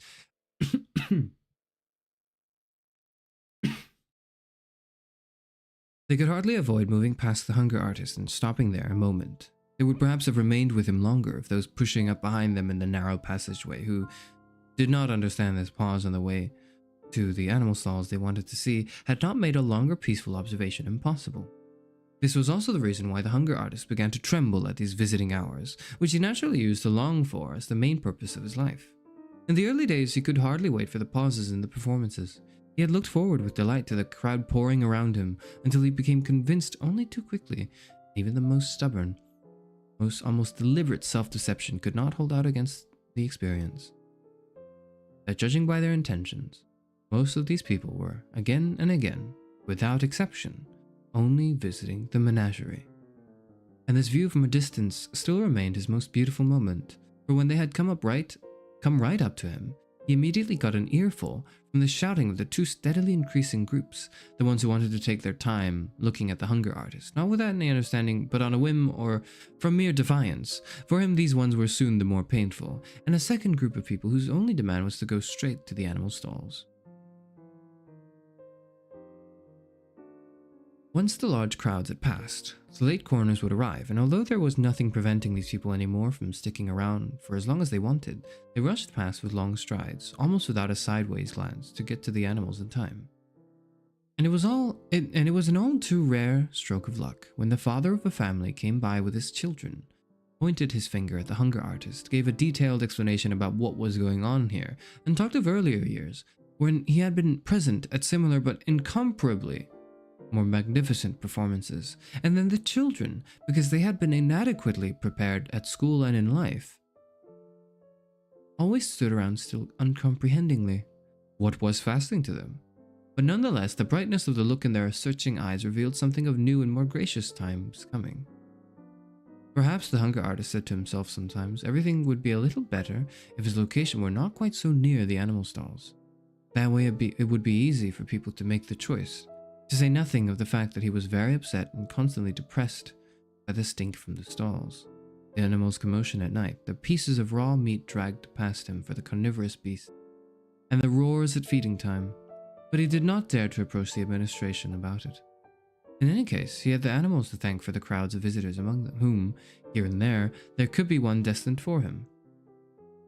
And who knew where they would hide him if he wished to remind them of his existence, and along with that, of the fact that, strictly speaking, he was only an obstacle on the way to the menagerie.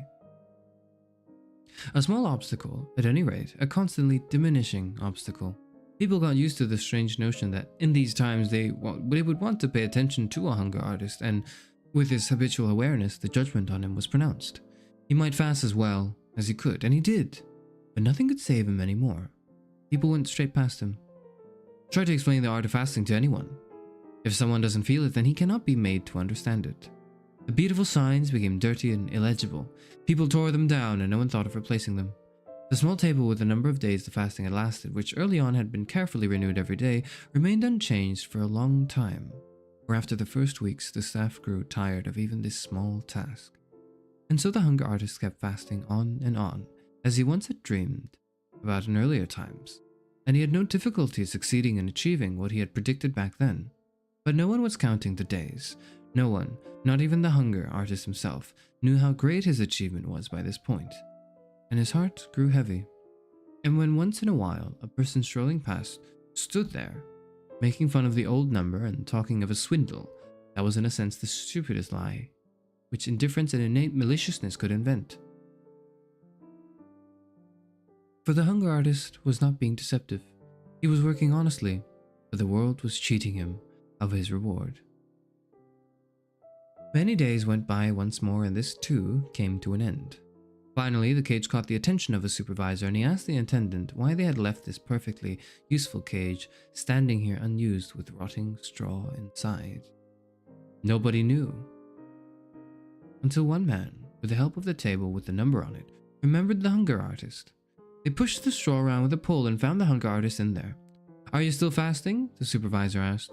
"When are you finally going to stop?" "Give me everything," whispered the hunger artist. Only the supervisor, who was pressing his ear up against the cage, understood him. "Certainly," said the supervisor, tapping his forehead with his finger in order to indicate to the spectators the state the hunger artist was in. "We forgive you." "I always wanted you to admire my fasting," said the hunger artist. "But we do admire it," said the supervisor obligingly. "But you shouldn't admire it," said the hunger artist. "Well then, we don't admire it," said the supervisor. "But why shouldn't we admire it?" "Because I had to fast. Can't do anything else," said the hunger artist. "Just look at you," said the supervisor. "Why can't you do anything else?" "Because," said the hunger artist, lifting his head a little, with his lips pursed as if for a kiss, speaking right into the supervisor's ear so that he wouldn't miss anything. "Because I couldn't find a food which I enjoyed. If I had found that, believe me, I would not have made a spectacle of myself. would have eaten to my heart's content, like you and everyone else. Those were his last words, but in his failing eyes, there was the firm, if no longer proud, conviction he was continuing fast. "All right, tidy this up now," said the supervisor, and they buried the hunger artist along with the straw. But in his cage they put a young panther. Even for a person with the dullest mind, it was clearly refreshing to see this wild animal throw itself around this cage, which had been dreary for such a long time, lacked nothing. Without thinking about it for any length of time, the guards brought the animal food. It enjoyed the taste and never seemed to miss its freedom. This noble body, equipped with everything necessary, almost to the point of bursting, also appeared to carry freedom around with it. That seemed to be located somewhere or other in its teeth, and its joy in living came with such strong passion from its throat that it was not easy for spectators to keep watching. But they controlled themselves, pressing around the cage, and had no desire to move on.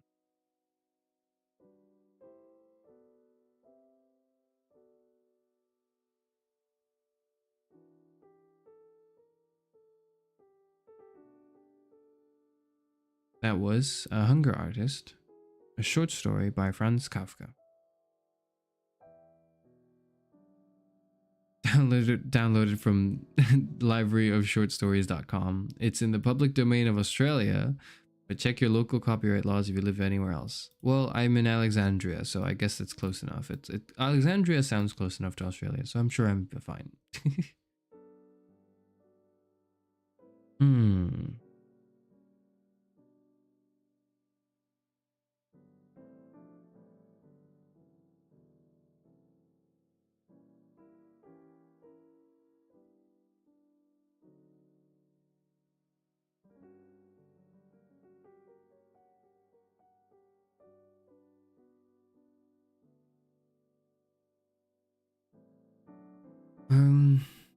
Hmm.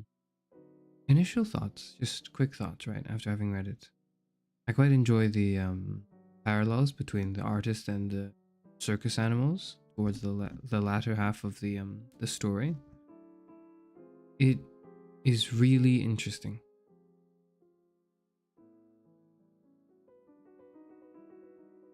There's something uniquely human about the hunger artist. In a similar way where one would say that the humanities, the arts are a uniquely human thing. It's a uniquely human experience. But also just even with this humanity, to stand in a stark contrast to the animals, it's also very clear that it's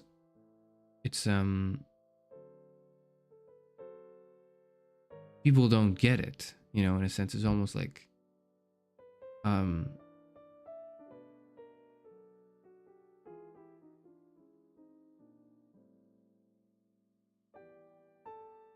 like the artist is just, I think, just okay. I think after having read this, I can say I understand what it means to be Kafkaesque a little more now.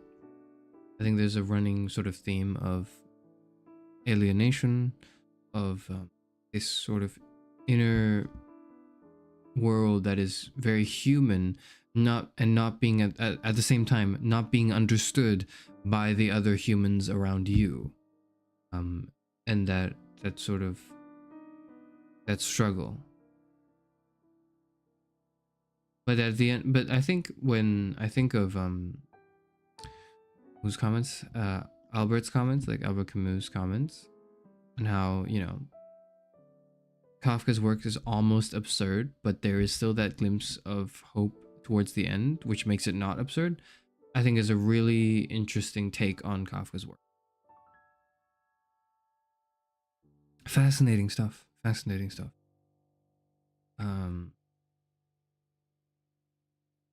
The Hunger Artist.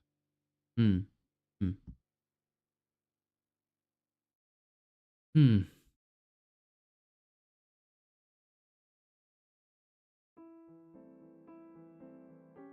must imagine the hunger artist happy. I don't know if we should imagine him happy. I think he is, right? I think that's the point, is that we know that he probably kind of is. It's a, but sort of, not really. Happy is not a word.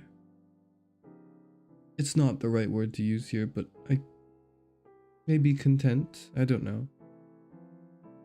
Oh, I really liked the it's brief, and I don't think it was supposed to be comedic, but I found it quite funny. This last bit over here, between the supervisor and the artist, where it's where the artist goes like, "I always wanted you to admire my fasting," and then the supervisor says, "But we do admire it."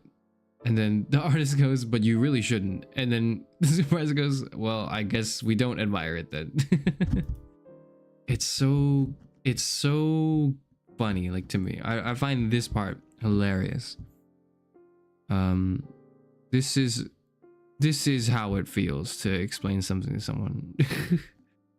No, you're supposed to, like, I wanted you to feel this. And then they're like, "Yeah, I feel this." And you're like, "No, but you shouldn't have felt this." And then I go, "Oh, okay, I guess I don't then."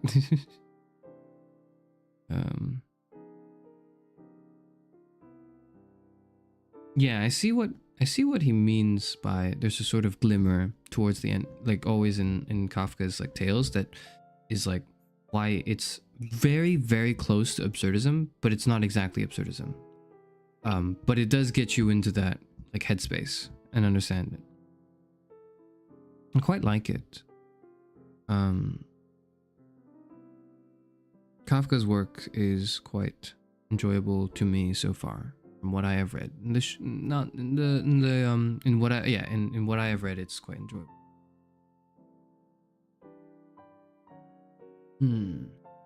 That's it. That's the Hunger Artist.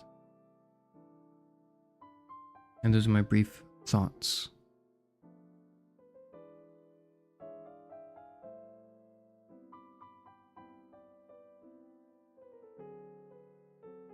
Like it? I'm gonna starve myself this week now. Don't starve yourself. Do you not enjoy any food? I do. I enjoy some foods. And because of that, I eat.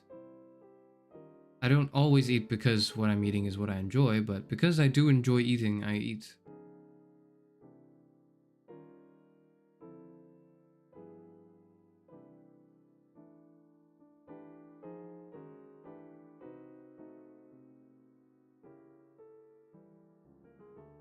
Like the story, new circus geeks existed, but not hunger artists, and that's a new type of depressed lifestyle. It is.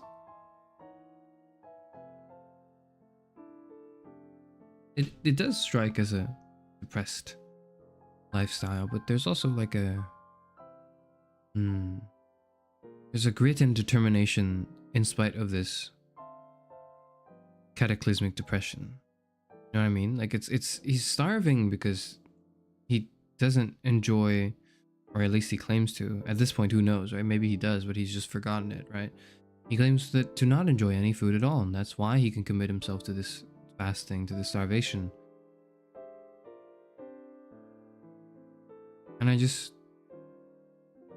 And there's like the depression, you know, in this lack of ability to enjoy, you know, nourishment of food. But also, he has turned it into an art, you know, he has garnered audiences, he has piqued curiosity, or at least he once did. And it brought with it perhaps even an appreciation for his art and what he was doing. And there was that goal there, but then in doing so, in expressing his art in that way, he could never truly explore the limits of that art. You know, with everyone around, they go, you know, 40 days is up, let's get you out now. Everyone cheering. But only when the appreciation for his art dwindles and eventually abandons. And eventually he's abandoned by his, you know, the audience. Is when he truly reaches that limit that he so desired. That thing, that very much that pursuit of his art. He truly gets there.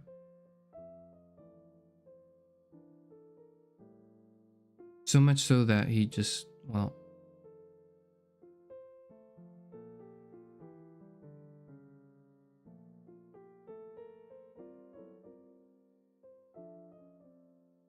he dies, but in so doing, finally being able to achieve his art of starvation.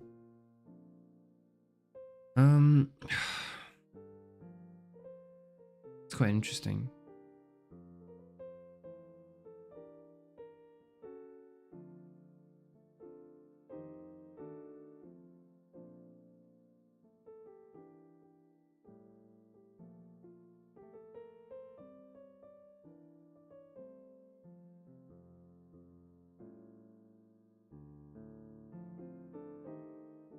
As long as I've gone without eating is 3 days, can't imagine going 40. Goodness, don't do that to yourself.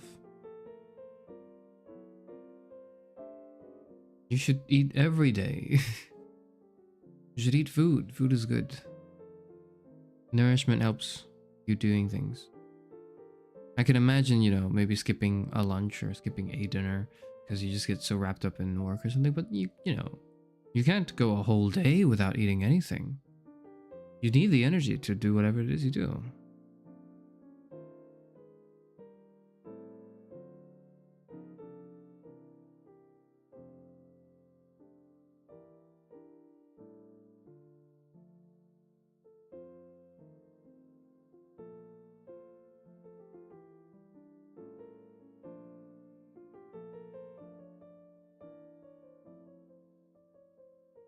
Unless it's like for like a I almost neglected to also add that unless it's for, you know, a religious reason, or unless it's for certain, like, unless there's an important purpose to this starvation. If you're just starving because you don't, you know, you don't really want to eat food, and you're just not in the mood for food, like, that's not good. But if you're doing it for a reason, like say you're fasting religiously, then yeah, like, go on ahead. Don't let me stop you, of course. I wouldn't, but, you know.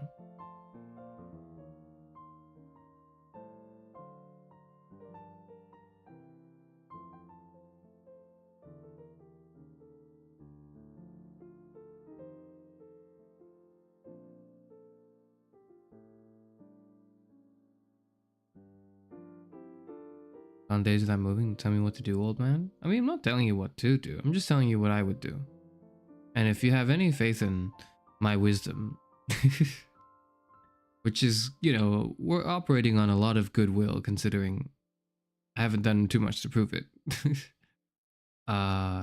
You would at least take my advice seriously. You didn't have to listen to my advice, but you should take it seriously. That's all I ask. Wasn't that just because you couldn't leave your room? Well, I hope that doesn't happen again, because that doesn't sound like a good time to be in. It doesn't seem as though it was a performance art or it was a religious reason. It seemed as though it was just a difficult time. In which case, I hope that's over now, and I hope it never happens.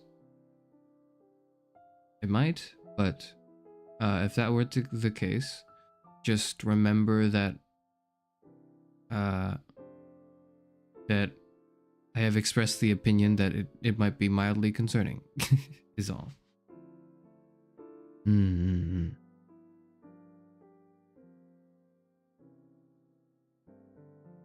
But yes, this is a great read. It's a great short read,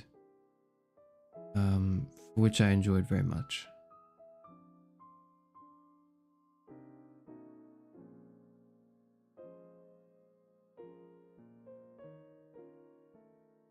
Sorry, I'm just thinking about it. If it's like because I'm quiet, it's because I'm kind of I'm letting the story sink in me.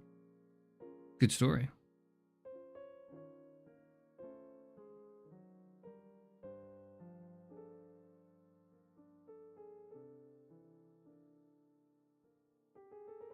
I'll read the Wikipedia summary.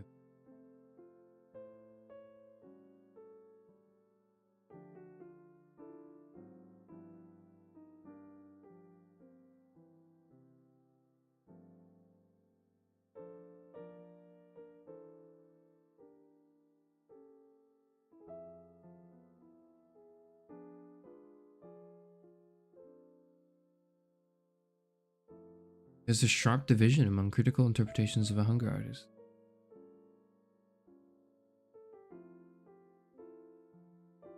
Oh, there's a couple who's here.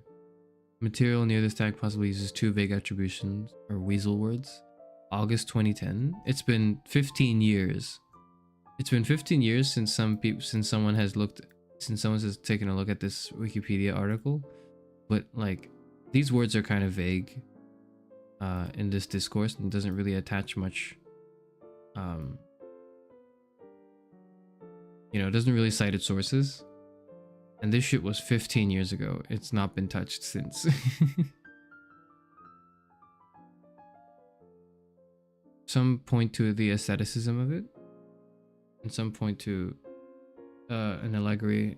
Some point to it as an allegory of the misunderstood artist. I don't really see the aestheticism. I don't think it's Let me think. I think what makes it not aesthetic to me is there seems to be there's a performative element to the hunger artist, which makes it not aesthetic, like an aesthetic pursuit. I think if you wanted to interpret it as nonetheless as an aesthetic pursuit that is misguided, and you want to read this text through that lens, I think I could see that. I think that'd be interesting. So, this person is starving, but and he claims that it's for, like, you're supposed to think that, oh, they're starving for a religious reason or something, but then really it's just performative. It's what it's all about. If you want to read it through that lens, you could, I imagine. But if it's like actual aestheticism, I'm not sure. Interesting. Or genuine, not actual, genuine asceticism.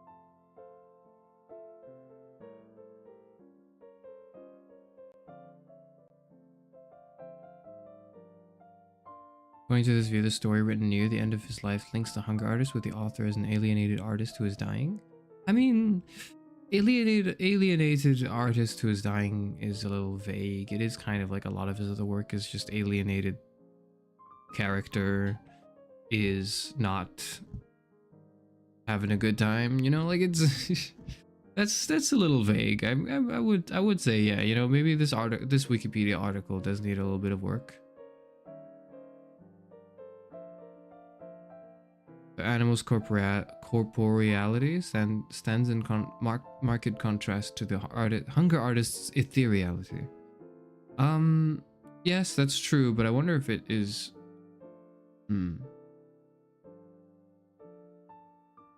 It's definitely like a beast and person thing. And that's why I immediately made the connection initially of like the strangely artistic human aspect or humane artistic aspect, however you want to, order it. There's an interpretive division around whether or not it should be read ironically. Interesting. Should this text be read ironically? No. Knowing Kafka and knowing if it was just this text, I don't think you'd be sure. Like if it was just this story. But I think knowing Kafka and his other work, I don't think it's meant to be read ironically. Is it? An employment of irony here. I mean, I can. It's not impossible to interpret it through the lens of irony. Kafka sort of being, towards the end of his life, maybe, not regretful, but perhaps he is uncertain about what. Like he's trying to maybe commit himself to a level of irony in his work, and he's supposed to be the hunger artist here, and you're supposed to sort of, well, look at the hunger artist and go, this is ridiculous, this doesn't make any sense. But if that were the case, I don't think there'd be much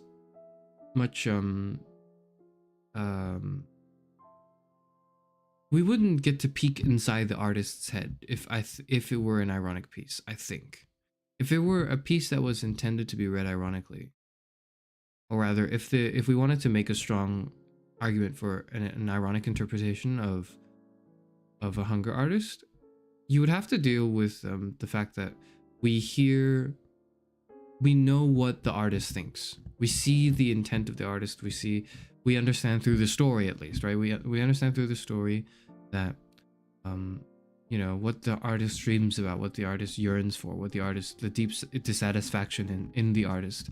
That I think if we were to read it ironically, it wouldn't be told from the perspective, it wouldn't be told in this way. It wouldn't be like, oh, this character is dissatisfied and unhappy. It would be maybe like only through dialogue quotations, I think.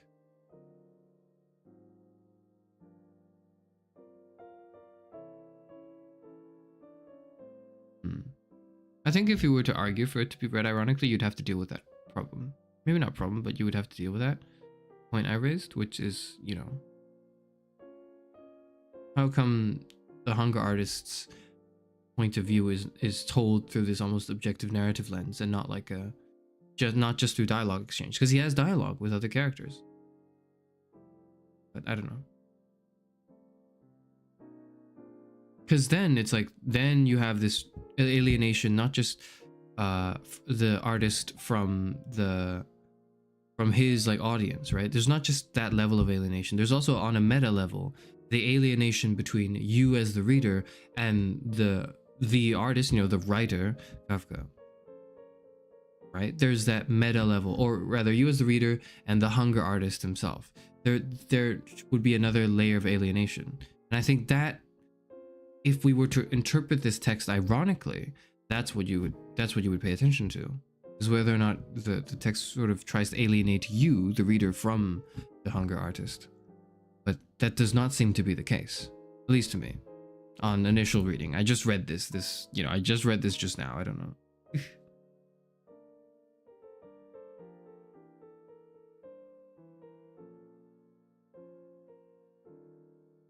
I mean, the end of "I wanted you to respect me and you shouldn't respect me" is kind of ironic. I don't know if I would call that irony, in the way that I use the word irony, at least. To me, that just was more of like that was much more about the cluelessness of the onlookers and how alienated the artist's like art is from everyone else. Like no one else, like everyone, or like at least the supervisor who was, you know, rattling his cage, going like, yeah, sure, whatever, we gotta deal with his cage, I guess. Like, and it was just formalities, but he did not understand the hunger artist's art at all. And it was made abundantly clear, like to me, it's made abundantly clear that this is like, it's a bit humorous to me, but it's supposed to also then strengthen that alienation, right? Thinking about how some audience members avoided the starving artist because they believed it was an inhuman exhibit, but didn't care that he was put out of a job. I mean, sorry, I was gonna, yeah, I'll say it. I was gonna say like, hang on, I gotta buffer this before I say it. But I was about to say just now, I was like, well, that's true, but also, like, why would the audience care if they're putting him out of a job? Like, what is he gonna do? Starve? That's what I was gonna say, and I realized it's probably not what I should have said, but I thought it was funny. What, is he gonna not have money to buy food? Oh no. Oh, but that's the point, actually. Now that I'm saying this as a joke, right? Isn't that the point, actually? Because a lot of times with artists, I think what makes this so interesting, what makes the concept of a hunger artist so interesting, is that a lot of the struggles that artists have, right? Which is, how do I, you know, create and perform and express my art uncompromisingly while also having food on the table, you know, so I can keep doing it. Whereas the hunger artist is the only artist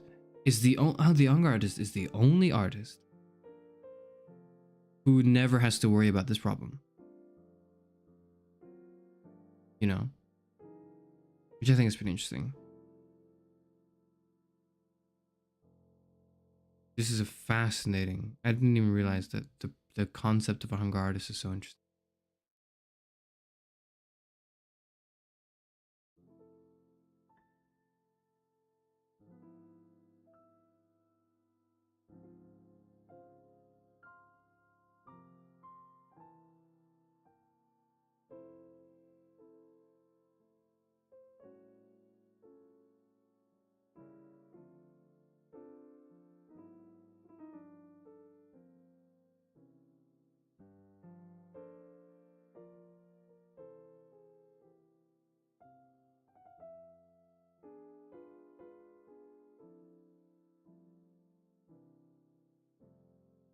I don't know why my stomach is growling. I paused for a moment, and you didn't hear this because I have like there's a certain input level on my microphone, so you don't hear it. But like I just paused. I stopped talking for a moment because I just wanted to listen to my body, and then like my stomach is making strange noises right now. You won't believe this. Right now, my stomach is making very strange noises.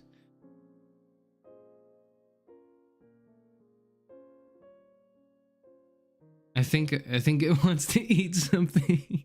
Have you eaten? I have, but not a lot. Like I just had like a sandwich a while ago. And it's just, I don't know, it's funny that like I'm reading and I'm thinking about what it means to starve, and then my stomach is like just like constantly like hello, I think we need to do something. And I have to wonder how much of that is the fact that I didn't eat a lot for lunch, or how much of the fact is like now that I'm really thinking about food or the lack of it, my stomach is like shit, you know, like I don't want to think about this anymore. Let's put something in your mouth, please. Your stomach's a paid actor, maybe. Oh, it's funny. Like I'm not hungry. I'm not starving. I'm a little hungry, but I'm not like starving. I think it's about time I make some food soon. But yeah. If anything, I was starving yesterday because I ran way over time when I should have been making food. I decided to stay on stream and talk for 3 more hours like an idiot. It was a 2-hour game episode, and I spent 6 hours streaming it. What the hell am I doing?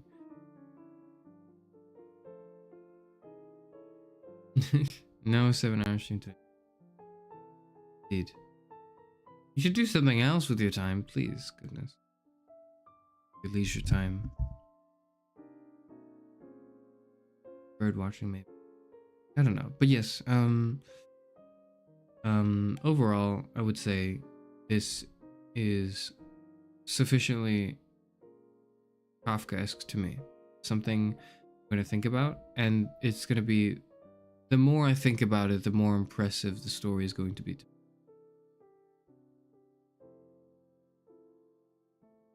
Not that it's not impressive enough.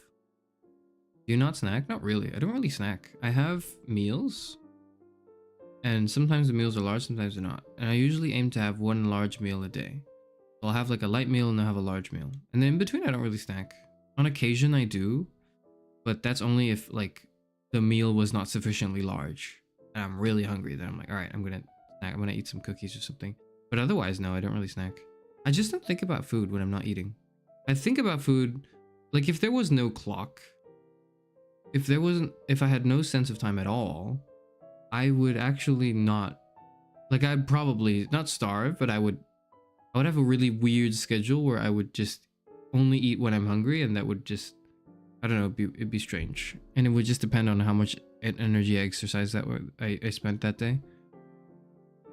But now since I'm trying to be human, as relatable as human and as relatable to the human experience as possible, I'm trying to abide by normal human times of waking up and eating food. So when it's like, you know, the evening, when it's like 7 or 8 p.m., I go, well, it's time for food, isn't it? When it's 1 p.m., I go, oh, I should get lunch now. Not because I'm hungry, but because I'm like, this is a normal human thing. Humans do this. I should do this now. And if I forget to do this, because if I don't look at the clock or whatever, like I'll just go the whole day not knowing what's wrong. Like I'll feel a little discomfort, but then I won't be sure what it is until it hits me like, oh shit, I forgot to eat food. Oh, okay. No, it's weird. It's a sort of strange habit I have with eating.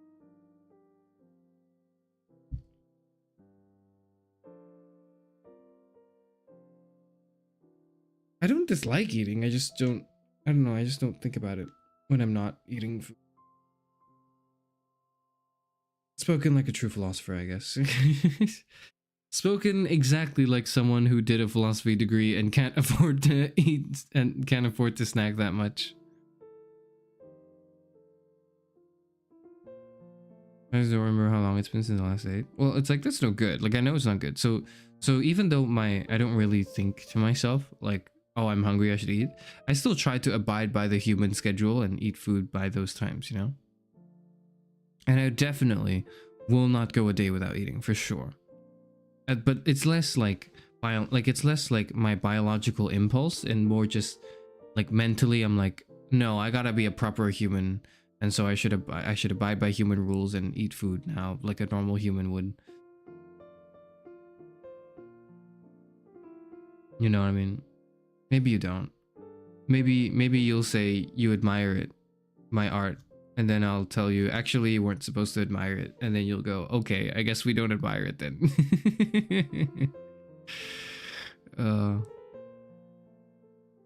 I've always wanted you to admire the Karasufanor channel, and then like the random other VTuber or like viewer goes like, but we do admire the Karasufanor channel.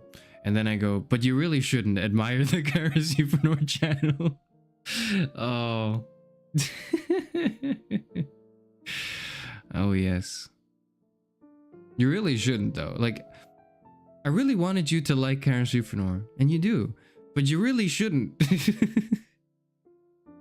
You really shouldn't. You really should not like the Karasufanor channel. The Karasufanor channel should awaken you to something that allows you to understand why you shouldn't like it. And by liking it, you realize why you should dislike it. And then it's your job now to say, well, I guess I don't like it. I don't like Karasufanor. And then a while later, you'll go, wait, but why though? Because I had to stream. I can't do anything else.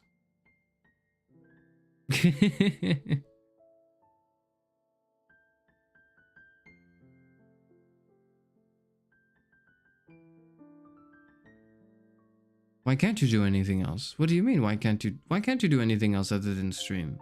Because, said the VTuber, lifting his head a little, and with his lips pursed as if he could speak right into the viewer's ear so they wouldn't miss anything. Because I couldn't find anything else in life that I enjoyed.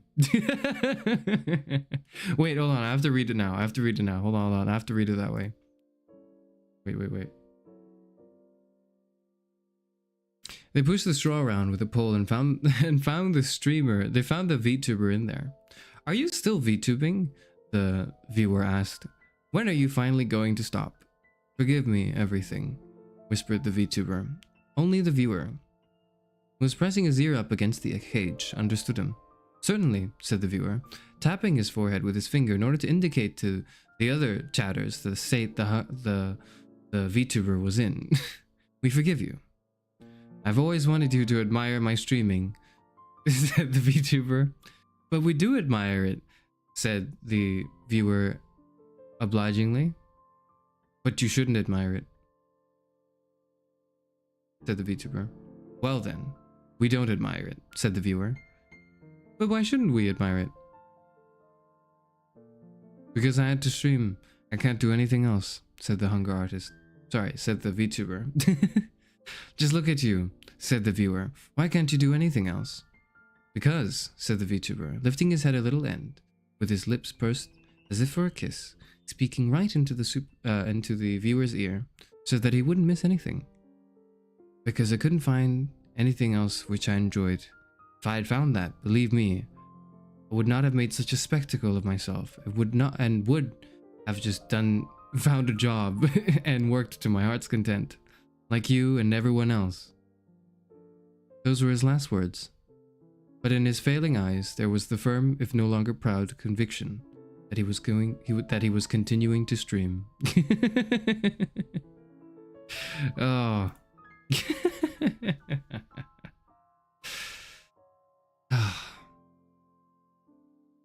Brilliant. Me for real. Now, you know what? Now I'm feeling it. Now I'm feeling the me for real. At first, at the beginning of the stream, I was like, I'm not sure if I feel it. Now, yeah. Now this is the me for real moment.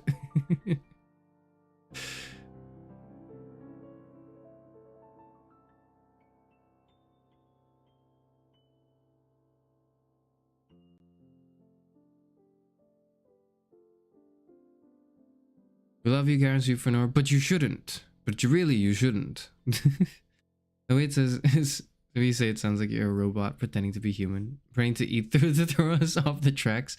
No, it's just like sometimes I'm a little, I lost, you know what? It's just because sometimes I'm a little alienated. Sometimes just I'm a little uncertain and I have to ground myself. That's why.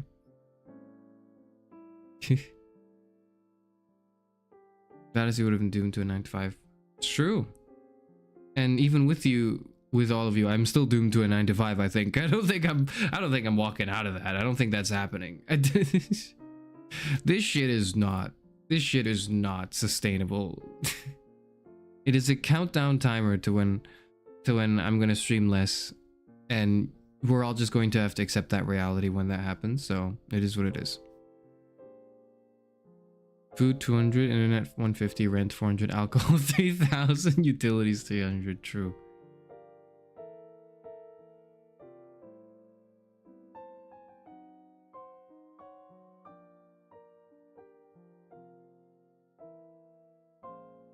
We'd still be streaming to an audience if now we're not that important. That's true. Like, I would still be starving if there weren't people outside my cage looking at me starve.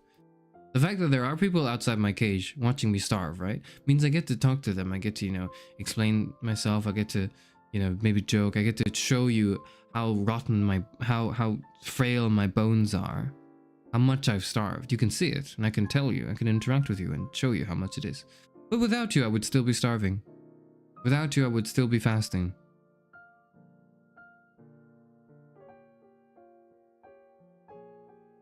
Would I be happier? Would I be less? I don't know. And maybe if everyone leaves and I'm starving by myself, I can truly achieve, you know, this limit that I wanted to break past. I can finally starve for longer than 40 days. But it would only be when no one's around to make sure I shouldn't do it. You know what? I'm starting to like this story more and more as I think about it.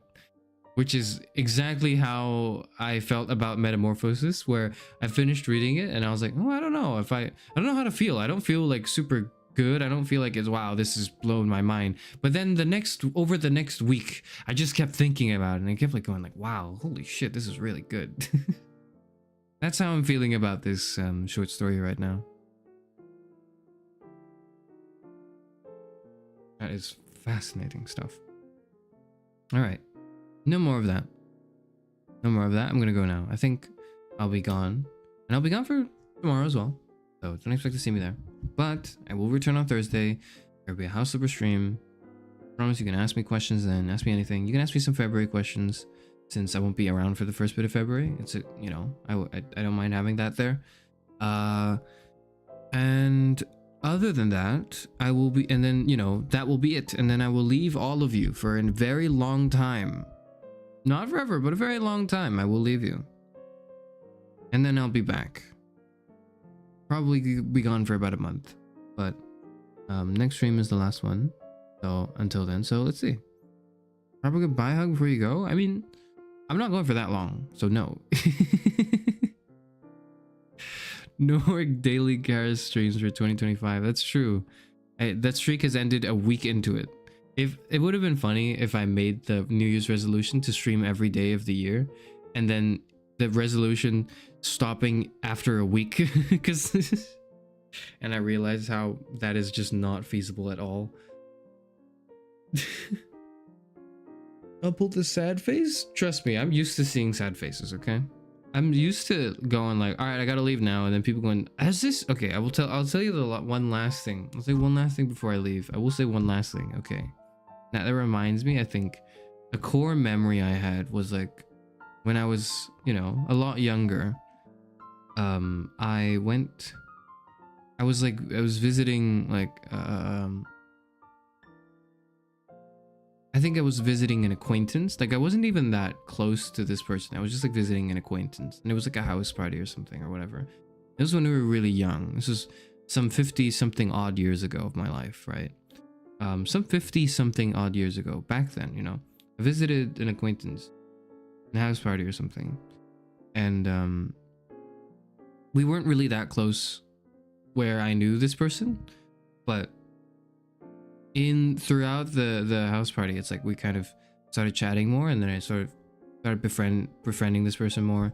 And this person also had like a younger sibling who I also like befriended as well, and we kind of sort of talked. And then I was one of the, I think, last people to leave the house party because, you know, the people that were supposed to pick me up didn't. They weren't goddamn on time. They didn't intend for it to be the case, but they were like late as usual, right? But this is just like how I'm late as usual. But then when I was leaving, like my newfound friend, former acquaintance, now probably close friend, was like in tears, was crying. He was like, "No, Karis, don't leave, please, no." And like that's like a core memory of mine. I don't know if I should be saying this. Yeah, I mean, it's like, it's been a while. It's been 50 years. I could say it. It's been 50 years. But like one of my earliest core memories is like I'm walking into someone's life and I'm like, I'm a great, like, aren't we having such a great time? You know, the person's like, yeah. And then I go, okay, now I gotta leave. And then the other person like just going, no, like tears in their eyes, like, don't leave me. Like that Batman, like that comic strip with like Batman like hugging like the ghost of his parents, like, no, don't leave me. That's like, I believe that's the impression I leave on people. And that's been like a common occurrence since, is what I'll say. Was this person under the influence? We were all underage. Okay, we were all underage. We were like, it was 50 something years ago, okay? We were all children. It's like a young core memory. It's like so long ago, before I have all these, you know, pesky back problems and like, you know, before I became hard of hearing, before I started waving my fist in the clouds at the sky. This is when we were very, very young. Doesn't mean you can't be under influence. It's true, but it's reasonable to assume that no one was. I think it's fairly reasonable to assume that. Is someone loved you enough to not want you to leave, and that's awesome? It is, and it's also like, it's suffering from cool guy syndrome, sort of. It's less cool guy syndrome because I wasn't very popular, but I think people who did know me really like me. I think it's still the case. I don't know that many people. I'm not friends with that many people. But people who know me, like, I am like I'm like a huge part of their life.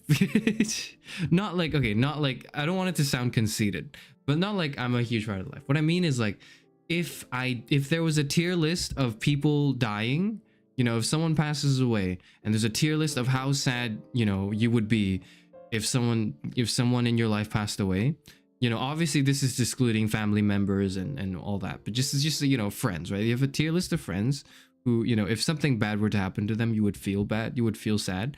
I would be on the top of that. I would be very close to the top of that tier list. That's what I mean.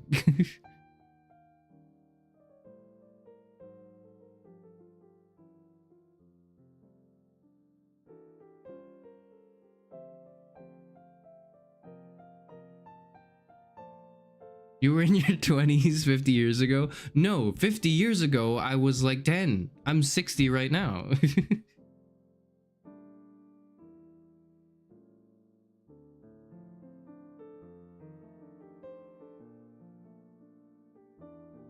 I was pulling a Columbo and going, oh, just one last thing, and then speaking for another 3 hours. I should stop doing that. Like, I really should stop doing that. This is no good.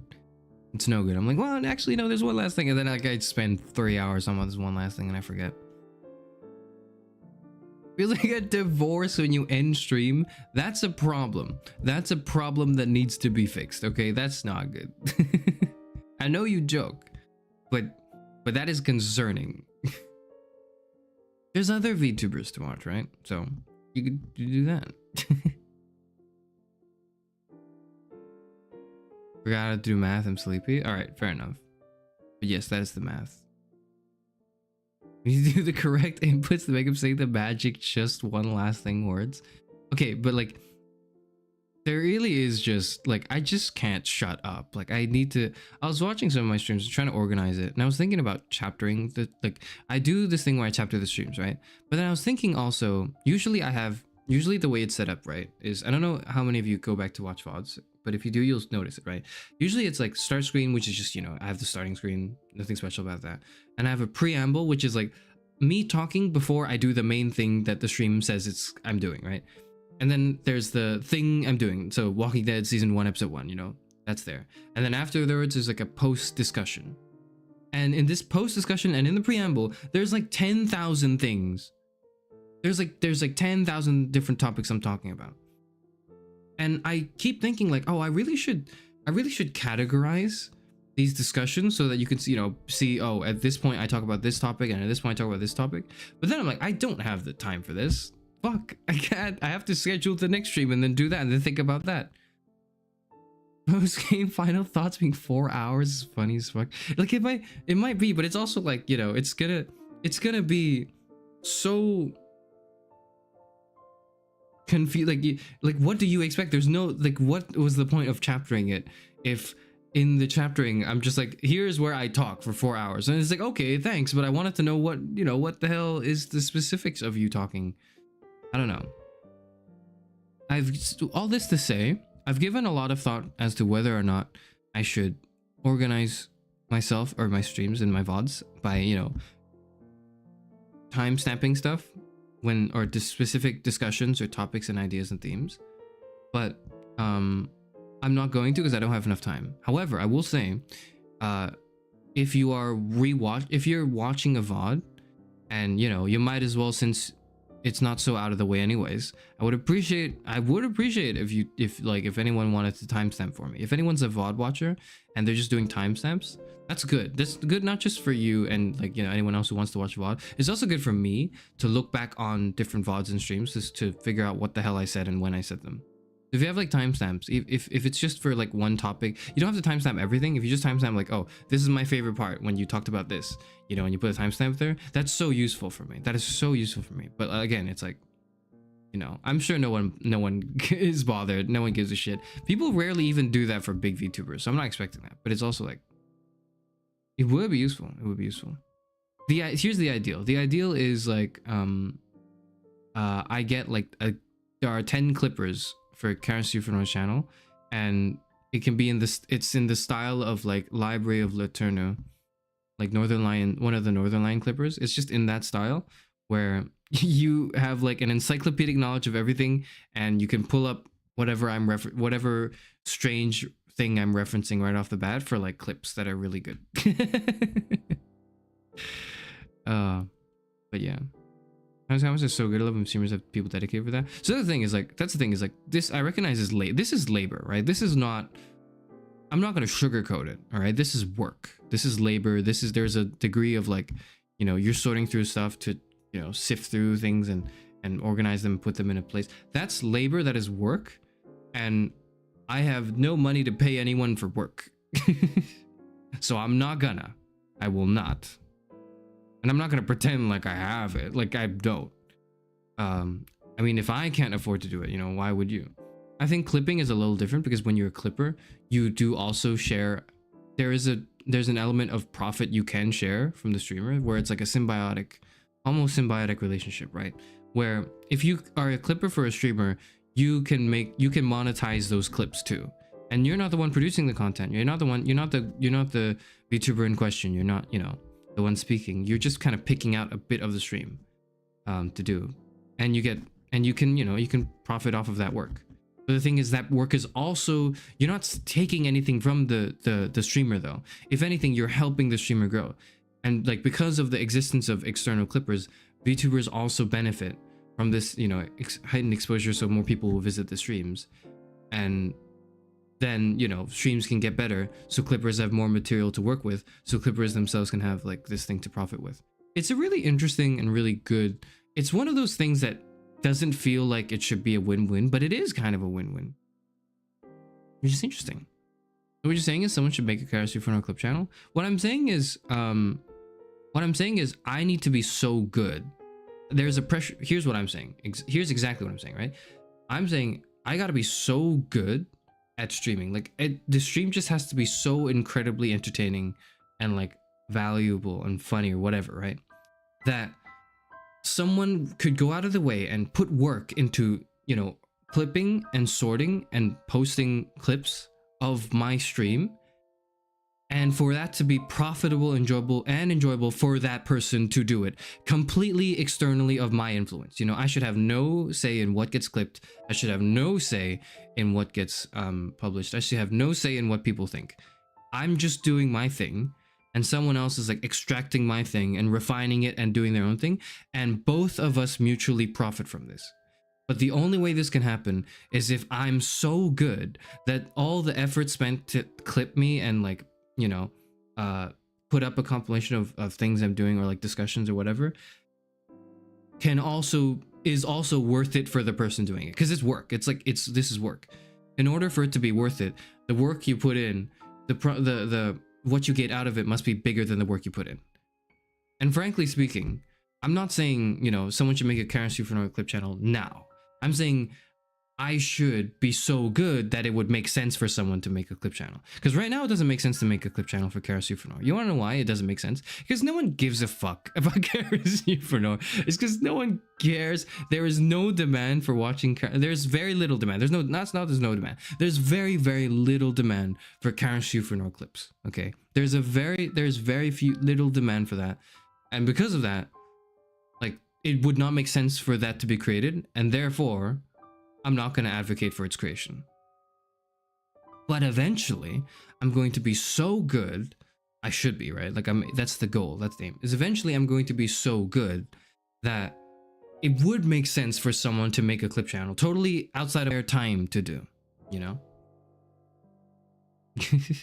Because it's a lot of work. It's like, it's one thing to say, oh, I would totally clip that, and it's another to go to actually be like, all right, I'm gonna sit down through this fucking 7-hour rant that this insane like philosopher VTuber's gone on, and I'm gonna selectively pick a few moments, edit them down to something more bite-sized and like enjoyable, like easier to more palatable, and I'm going to publish it. Like, that's a fuck ton of work. Editing is so much work. I hate editing. I do that too. Like, I do editing. Like, I know how to edit. I can do editing well, but I hate it because there's so much work, and it's like so you know, it's not worth it when I do it for myself, basically. Which is why I'm not saying like, you know, everyone should clip, or I'm not saying, oh, I would really love to see a Kara Supernova clip channel. No, I wouldn't actually. Or rather, I don't think I would be very skeptical. I wouldn't think that would make sense. I would feel like you would run out of shit really quickly, and the work you put in to make those clips is probably not worth it. You know, the edits, the subtitling, the closed captions, the pacing, editing, the context that might be required for certain clips, that would be, you know, that would be needed to be researched and put into a clip video. Like, that's all so much work, and it's not worth it right now. It's not worth it. It will be worth it when I'm just so funny and entertaining that you would be missing out not clipping me and benefiting and profiting from that. That's when it would make, that is the point when I would want to see a Kara Supernova channel. But that's not yet. I'm not there yet. You know, I'm not that funny. I am not that interesting. I'm not that entertaining. I'm not that like, you know, it wouldn't make sense to, like, I don't have a broad appeal yet. That such a broad appeal that it would be worth it to slog through a VOD to create a condensed clip for other people to enjoy. Right now, it wouldn't be worth it. You want to know why I know it's not worth it? It's because I tried to do it, and 2 videos in, I was like, this fucking sucks. I'm not doing this shit. I edited 2 videos of my VOD since debut, I think. And then I was like, nah, this is ass. I'm not doing this. I did my debut stream. I did a cut of my debut stream, and it was very minimal cuts too, right? I did the cut of my debut stream, and I did a cut of my what is the meaning of live stream, which is like one of the first discussion streams I had.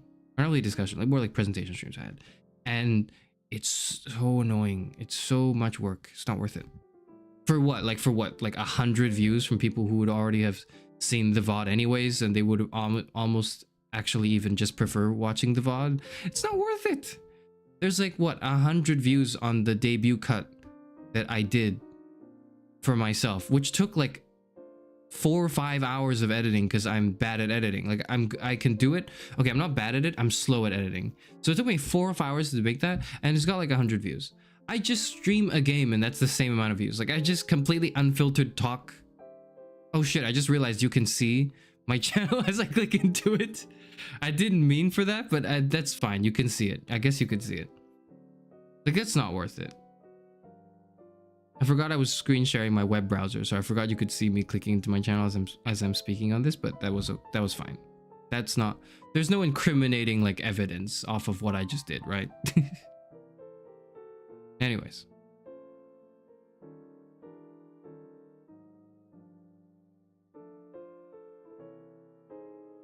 You comparing the RE7 music to Whistle movie last night, I got dizzy. It does sound alike though, that's the thing. Half of clips will be philosophy talks, the other are be moaning Leon and screaming at voices. That's just it, isn't it? Like, I'm just, that one window shopping stream is gonna be the death of me. Like, that's POV, you give Kara Sufanor like unfiltered internet access. So he starts talking about obscure Reddit posts that he finds hilarious. I don't want to do that. I don't want to do that.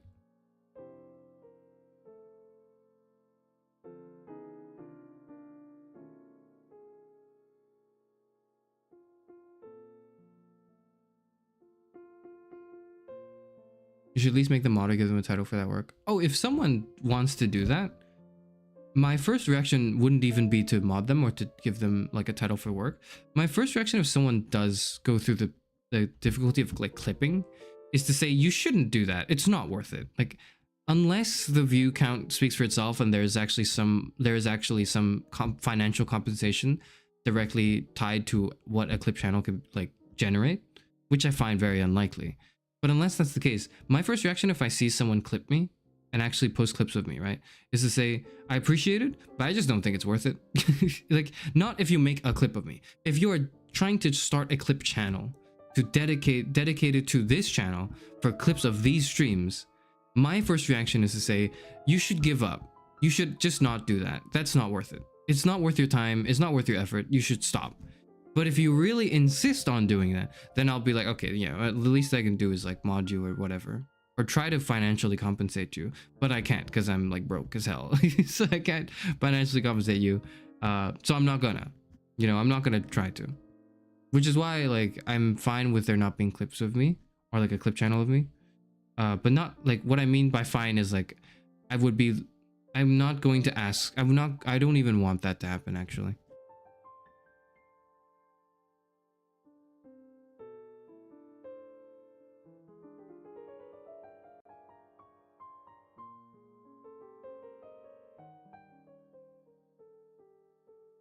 Tried to get down someone's stream. Try, man, it's a pain. Timestamps aren't terribly hard, but time speed and half attention is okay.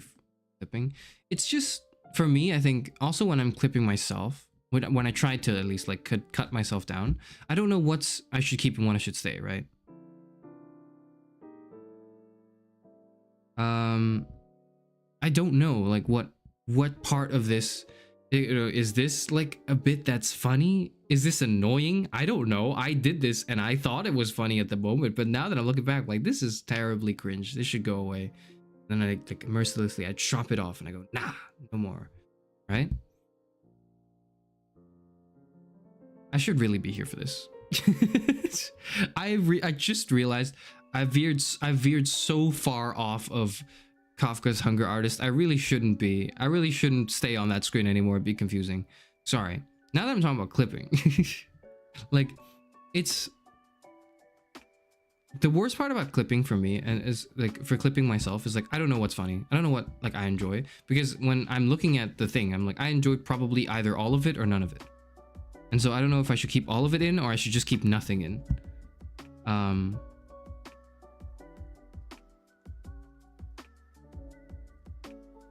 Because it's like myself. So you can't clip yourself, you're too biased. Exactly. So I can't do it. So it's like inherently I'd need to rely on stuff. This is not work I can do. This is work someone else should be doing. Or like if it were to be done, it should be done by someone else. But the thing is, like, this work doesn't pay shit. This work doesn't pay at all. Why would you do work that doesn't pay? It's like that's what internships are. But like, don't do that. That's why what, for the work experience? No, it's not worth it. You should be compensated for your work.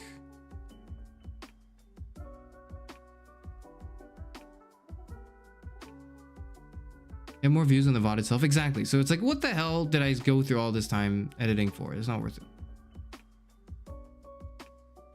You do have clippable moments like that rant you had with a shift took a shit in front of you. Like, I don't, yeah, maybe that's clippable, but I'm not like, you can clip it if you want. Like, you please, anyone who, if anyone wants, okay, I don't want it to sound like I don't want to see any clips of myself. That's not what I mean. If anyone wants to clip me, to make a clip of something just to do it, you of course have, like, obviously have my permission to do it. Like, I'm not saying you shouldn't. Like, you do what you want with your time, with your leisure time. That's of my concern. Like, you can pop into my stream, you can clip my streams, you could do whatever. That is of no concern to me. In fact, if you do clip me, I would be grateful. I think that would be good for me, because that allows, that is work. That is work. It could be work that's fun, and you can be doing it for your own satisfaction personally. You could do it if you want, but I'm not going to ask for it, and I'm certainly not going to expect it. It'd be rude to, I think. I'd be a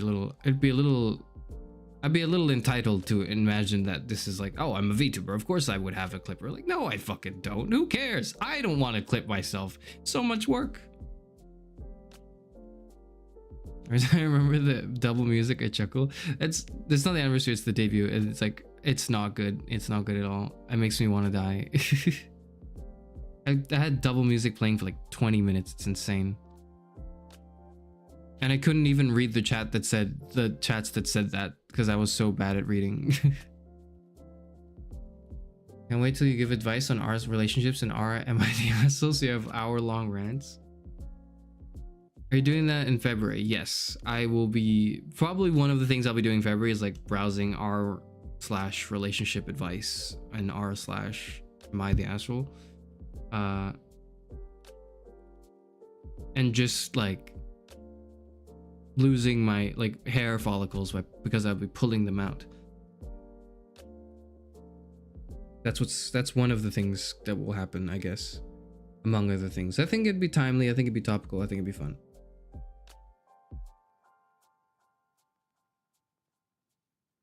Unpaid clippers are modern day hunger artists? Exactly.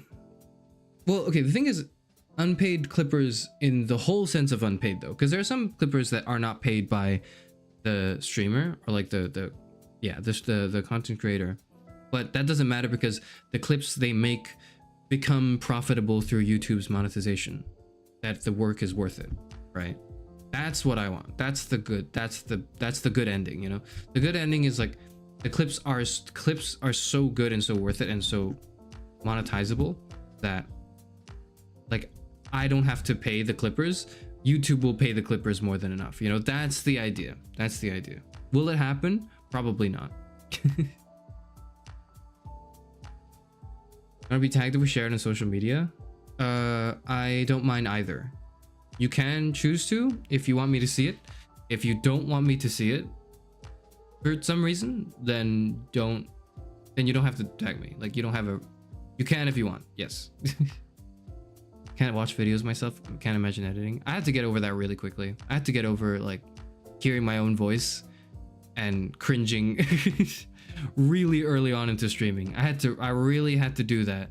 It was so difficult the first week, I think, of just looking back at myself and going like, no, don't say that. Why would you say that? Why would you do this? Ah, and then like, you know, cringing. But then I think after about a week, I've come to accept listening to my own voice.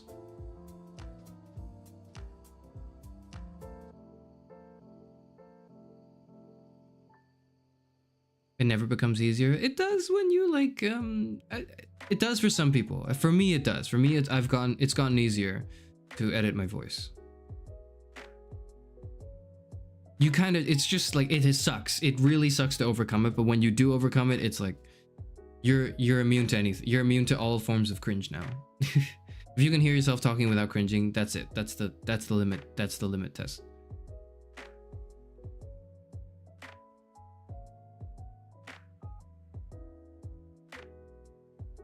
Are you gonna check out r/philosophy memes as well? Probably I will. Not for this month. Not for February. I'll check that. Clippers are paid in the smiles of viewers. They're paid in exposure. Okay, they are if the the streamer is someone no one cares about, like Karen Sufanor, then you're paid in like smiles and exposure, which I don't want. Which, you know, it's not fucking real. That's not real at all. You're not being paid shit. You're being paid an experience at this internship. No, fuck off. Like, when you're doing a job, you should get paid. There you go. That's the rule. Anyone who tells you otherwise, all I have to say is I did a Communist Manifesto reading a few weeks ago, if not a month ago. Check that out. If you ever find yourself in a situation where someone asks you for unpaid work, just read the Communist Manifesto. Just read it. Or, you know, like listen to me read it in the reading stream. Paid and Exposure is a great album though by Name Wants to Battle. Yeah, it is. Oh, it is. It is a good album. What's my favorite from that track?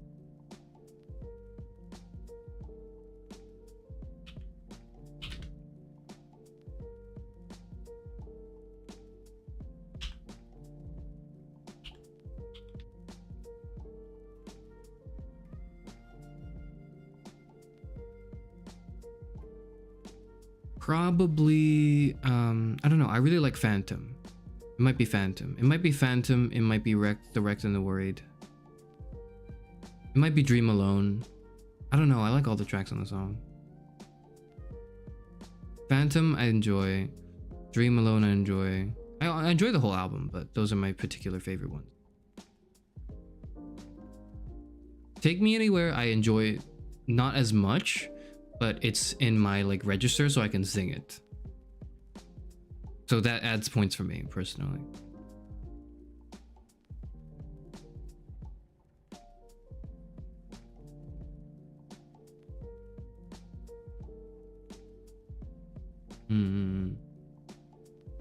Take Me Honest, Smoke Fun too. Yeah, the whole album's just good. I liked it. I haven't listened to it. You know what? That's probably what I'll do after stream. I'm just gonna listen to the album.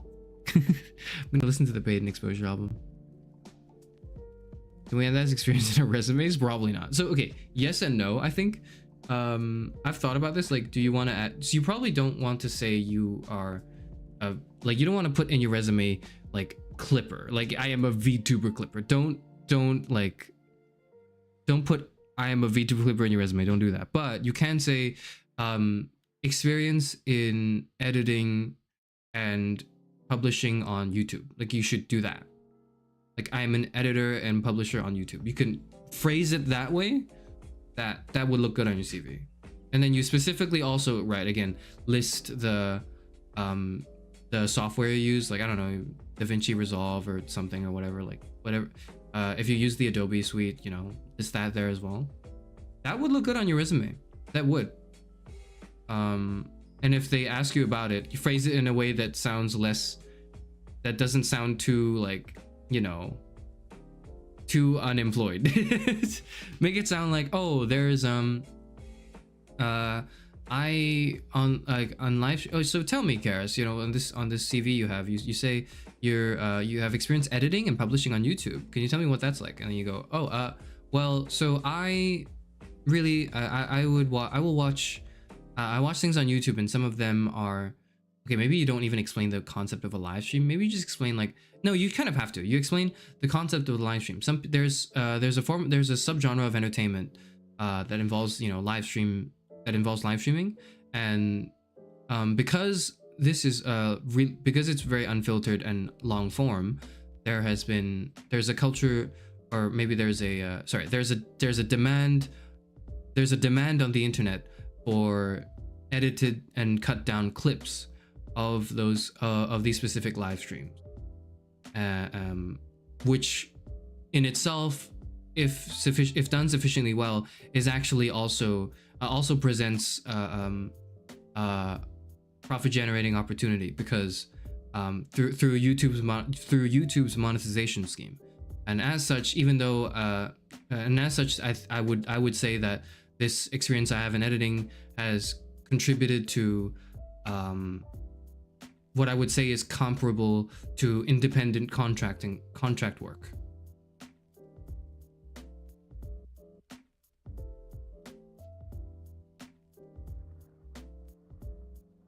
There, I just gave you the whole like interview. This is what you say.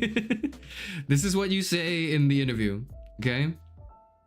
I've never failed an interview in my life, so I have 100% success rate. I've done like what 2-3 interviews in my life, and and all of them I have succeeded. Like all of them I totally like I got the thing I needed to get. So if you wanted interview like resume advice, there it is. That's the blueprints. That's how you walk through it. You got to emphasize the marketability, the market. You have to emphasize market demand. You emphasize monetization. You have to emphasize leverage. You're probably all pretty young because I'm 60, right? Like you're younger to me at least. Like leverage your youth and say, oh, I'm in tune with like social media, etc., etc. Leverage all of that and package it in a way that makes it seem like you can generate profit for the company. You're gonna be a good cog in the machine. You know, do that. It's pretty easy. It's not that difficult. That I can lie about. That I'm good at lying. Yeah, he sucks at social deduction games. But no, like if I had to not lie, but if I had to dress up something that, if I were to be blunt, doesn't look very good, I can do that pretty well.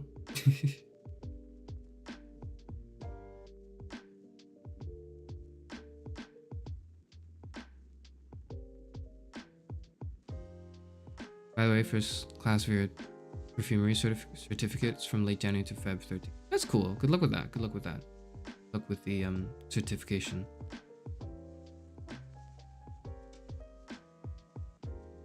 Helped increase the popularity and improve the perception of insert vtuber by editing hours of streaming to bite-sized content. I wouldn't even say like, I wouldn't even use the vtuber name. Like I would say as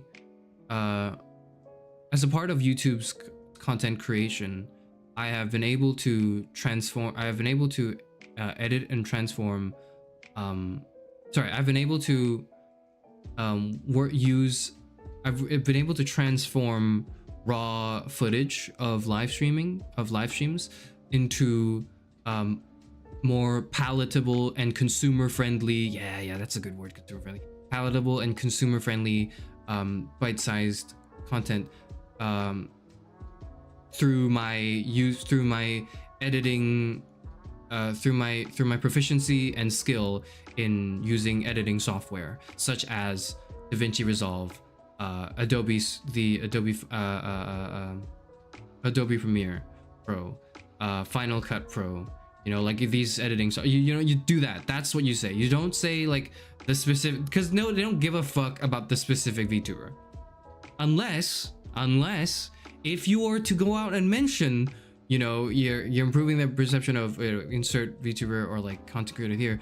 You tell them what the number is. You give them the magic number. You go, oh, this person, and before and after I started doing this, they went from 100,000 internet subscribers to 3 million, and this rapid growth, and I'm familiar with the marketization and how this rapid growth comes to be. You know, that's what you say. You only mention the person if the numbers check out. If you say this guy has, hold on, how many do I have?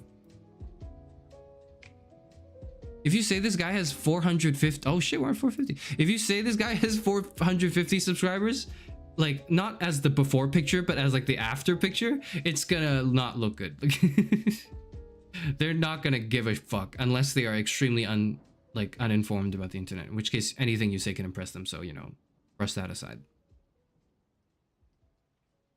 So anyways, if you ever had to, you know, clip for, maybe not me, but just for like anyone in general, and you were wondering the question, because someone asked it, can you add this experience in your resumes? The answer is yes, you can, but you need to dress it up in this way. You need to dress it up in a way that makes it like look appealing.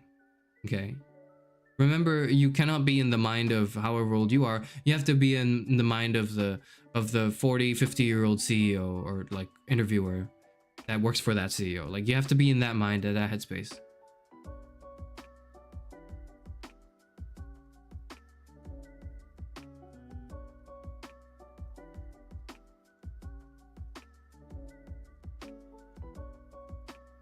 Think of it as an investment. You can say you raised it from 500 to how many in less than a year. It's not going to be enough. It's not going to pay. It's not going to pay well. So it's not going to be enough. become a fashion designer because I got first in Dress to Impress one time. Well, if you were interviewing for a fashion design like school or something, that could be something you could say. Like you could say that my curiosity or my interest in this was first peaked when I was playing a video game where you had to do that, and then ever since I've been, you know, immersing myself into, you know, it's kind of like in Culinary Class Wars. Okay, I don't know if anyone has watched that very specific TV show that's come out somewhat recently. There's a show. When did it come out? Let me check. Culinary Class War. Let me check. So it's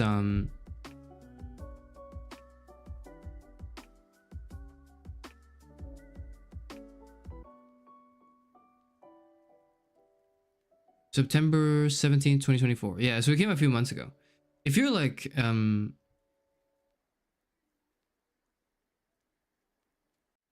if you're interviewing and you have a you think is embarrassing reason to like say you were interested in whatever the company's doing, it's actually not that embarrassing as long as it's genuine. So one of the contestants on that like cooking show went on about how like they actually started cooking because of comic books, like, and he was reading like manga. I think he was like an owner or like a co-owner or a worker in a manga cafe in Korea. And I say manga as in like, yeah, Japanese manga, I think is what he was reading. And he just like, as he was reading specific cooking manga, he got interested in the concept and he just started like experimenting with stuff. And he's like, his nickname for that show was like comic book chef or something, is what it's translated as. It's a Korean show, so I don't know what the Korean is, but like, it's not like, you know, it may sound silly to say, oh, I started cooking because I just read a manga about cooking, or I played Dress to Impress on Roblox. But if that is the way it started and you continued over time to improve, it sounds impressive. Like the judges, I remember, were like, oh wow, you did all of this just by like learning from like a comic book. That's really cool, you know. And that's like, I'm not saying you should say I played Roblox and, you know, people are gonna think you're really cool for playing Roblox, but I'm saying it's not that embarrassing to admit where you peaked interest in, as long as that's true. Which manga? I'm not sure. I'll have to look it up.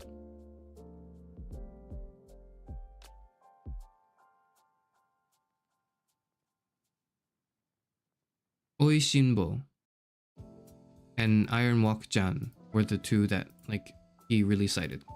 Oishinbo is what's it translated as? The Gourmet, I think. It's a long-running Japanese cooking manga written by Tetsu Kariya. Yep. So Oishinbo and Iron Walk Jan, those are the two manga he cites. No, it's not Food Wars. No, it's not Food Wars. it's not Food Wars. Good, it's not Food Wars. Yeah, Food Wars is, I don't know about Food Wars. I haven't watched it, and from what I've seen of it, I don't know if I want to watch it. But yeah, it's he cites Iron Walkjan and Oishinbo, and then the judges were super impressed. They were like, "Oh my god, you learned to cook based off like these comics? That's crazy! Wow!" Like they were super impressed. So, you know, if you entered a fashion company and you said, I started by playing Dress to Impress on Roblox," then, you know, and you have the skills to back it up, you know, you actually did put the years into grinding, then it's impressive, then it's interesting, and it gives you character, and it gives you a unique motivation that, you know, companies want. Companies, as much, there's this sort of paradox, right? There's this contradiction where companies don't want to hire employees who are just soulless husks, you know. At least some companies. I can't speak for every company ever in existence, but I'm saying some companies occupy this, and you might be able to confirm this with your own shared lived experience. Some companies will not want to hire like soulless husks who are just part of the workforce. They want to hire people who are fun and have motivation and are really excited about the company direction. And at the same time, they hire you and your job is to be a cog in the machine and to be a soulless husk, right? Like that's the contradiction. They say they don't want soulless husks, but this is the soulless husk factory. So it's like, you know, anyways.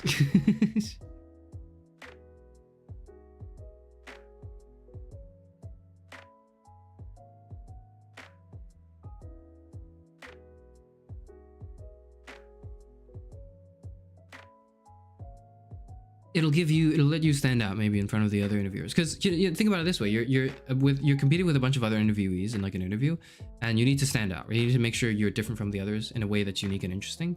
If everyone goes like, oh, I wanted to get into fashion design because I was at a wedding and I saw a wonderful dress, or my parents had really nice clothes and then I've been interested since, like, that's a boring answer. No one gives a shit. Like, but if you're like, I played Dress to Impress on Roblox and I got really good, and I got so good that I decided to do this actually, now that's interesting. You know, you go, I played a children's video game and that's what made it, you know, that's what inspired me. That's cool. That makes you stand out from the crowd. I think there are many jobs that don't turn you into a soulless husk, such as the force of such as life, such as work, such as employment, such as the C word, the late stage C word that we currently go through. It is what it is. But yes, it's been about 3 hours. I will leave everyone now. I'm done saying things. I've given you all not only the reading stream, but also the unsolicited advice of how to turn your seemingly unrelated skills into strong points that you could put in a resume. You're welcome. If you have I was gonna say follow me for more interview tips. Oh, hey, I have aced every interview I was ever in. I've nailed every presentation I've ever done, and I've aced every single interview. I've never failed an interview. Whenever I had to be interviewed for something, I got the thing. Whenever I auditioned for something, I got the thing. That's all I'll say. I'm still on the 100% success rate, okay? Does that just mean I haven't tried a lot and haven't done too many things? Yeah. But, and the things I tried for were not that difficult? Yeah, maybe. But it's still 100% success rate. Still 100% success rate.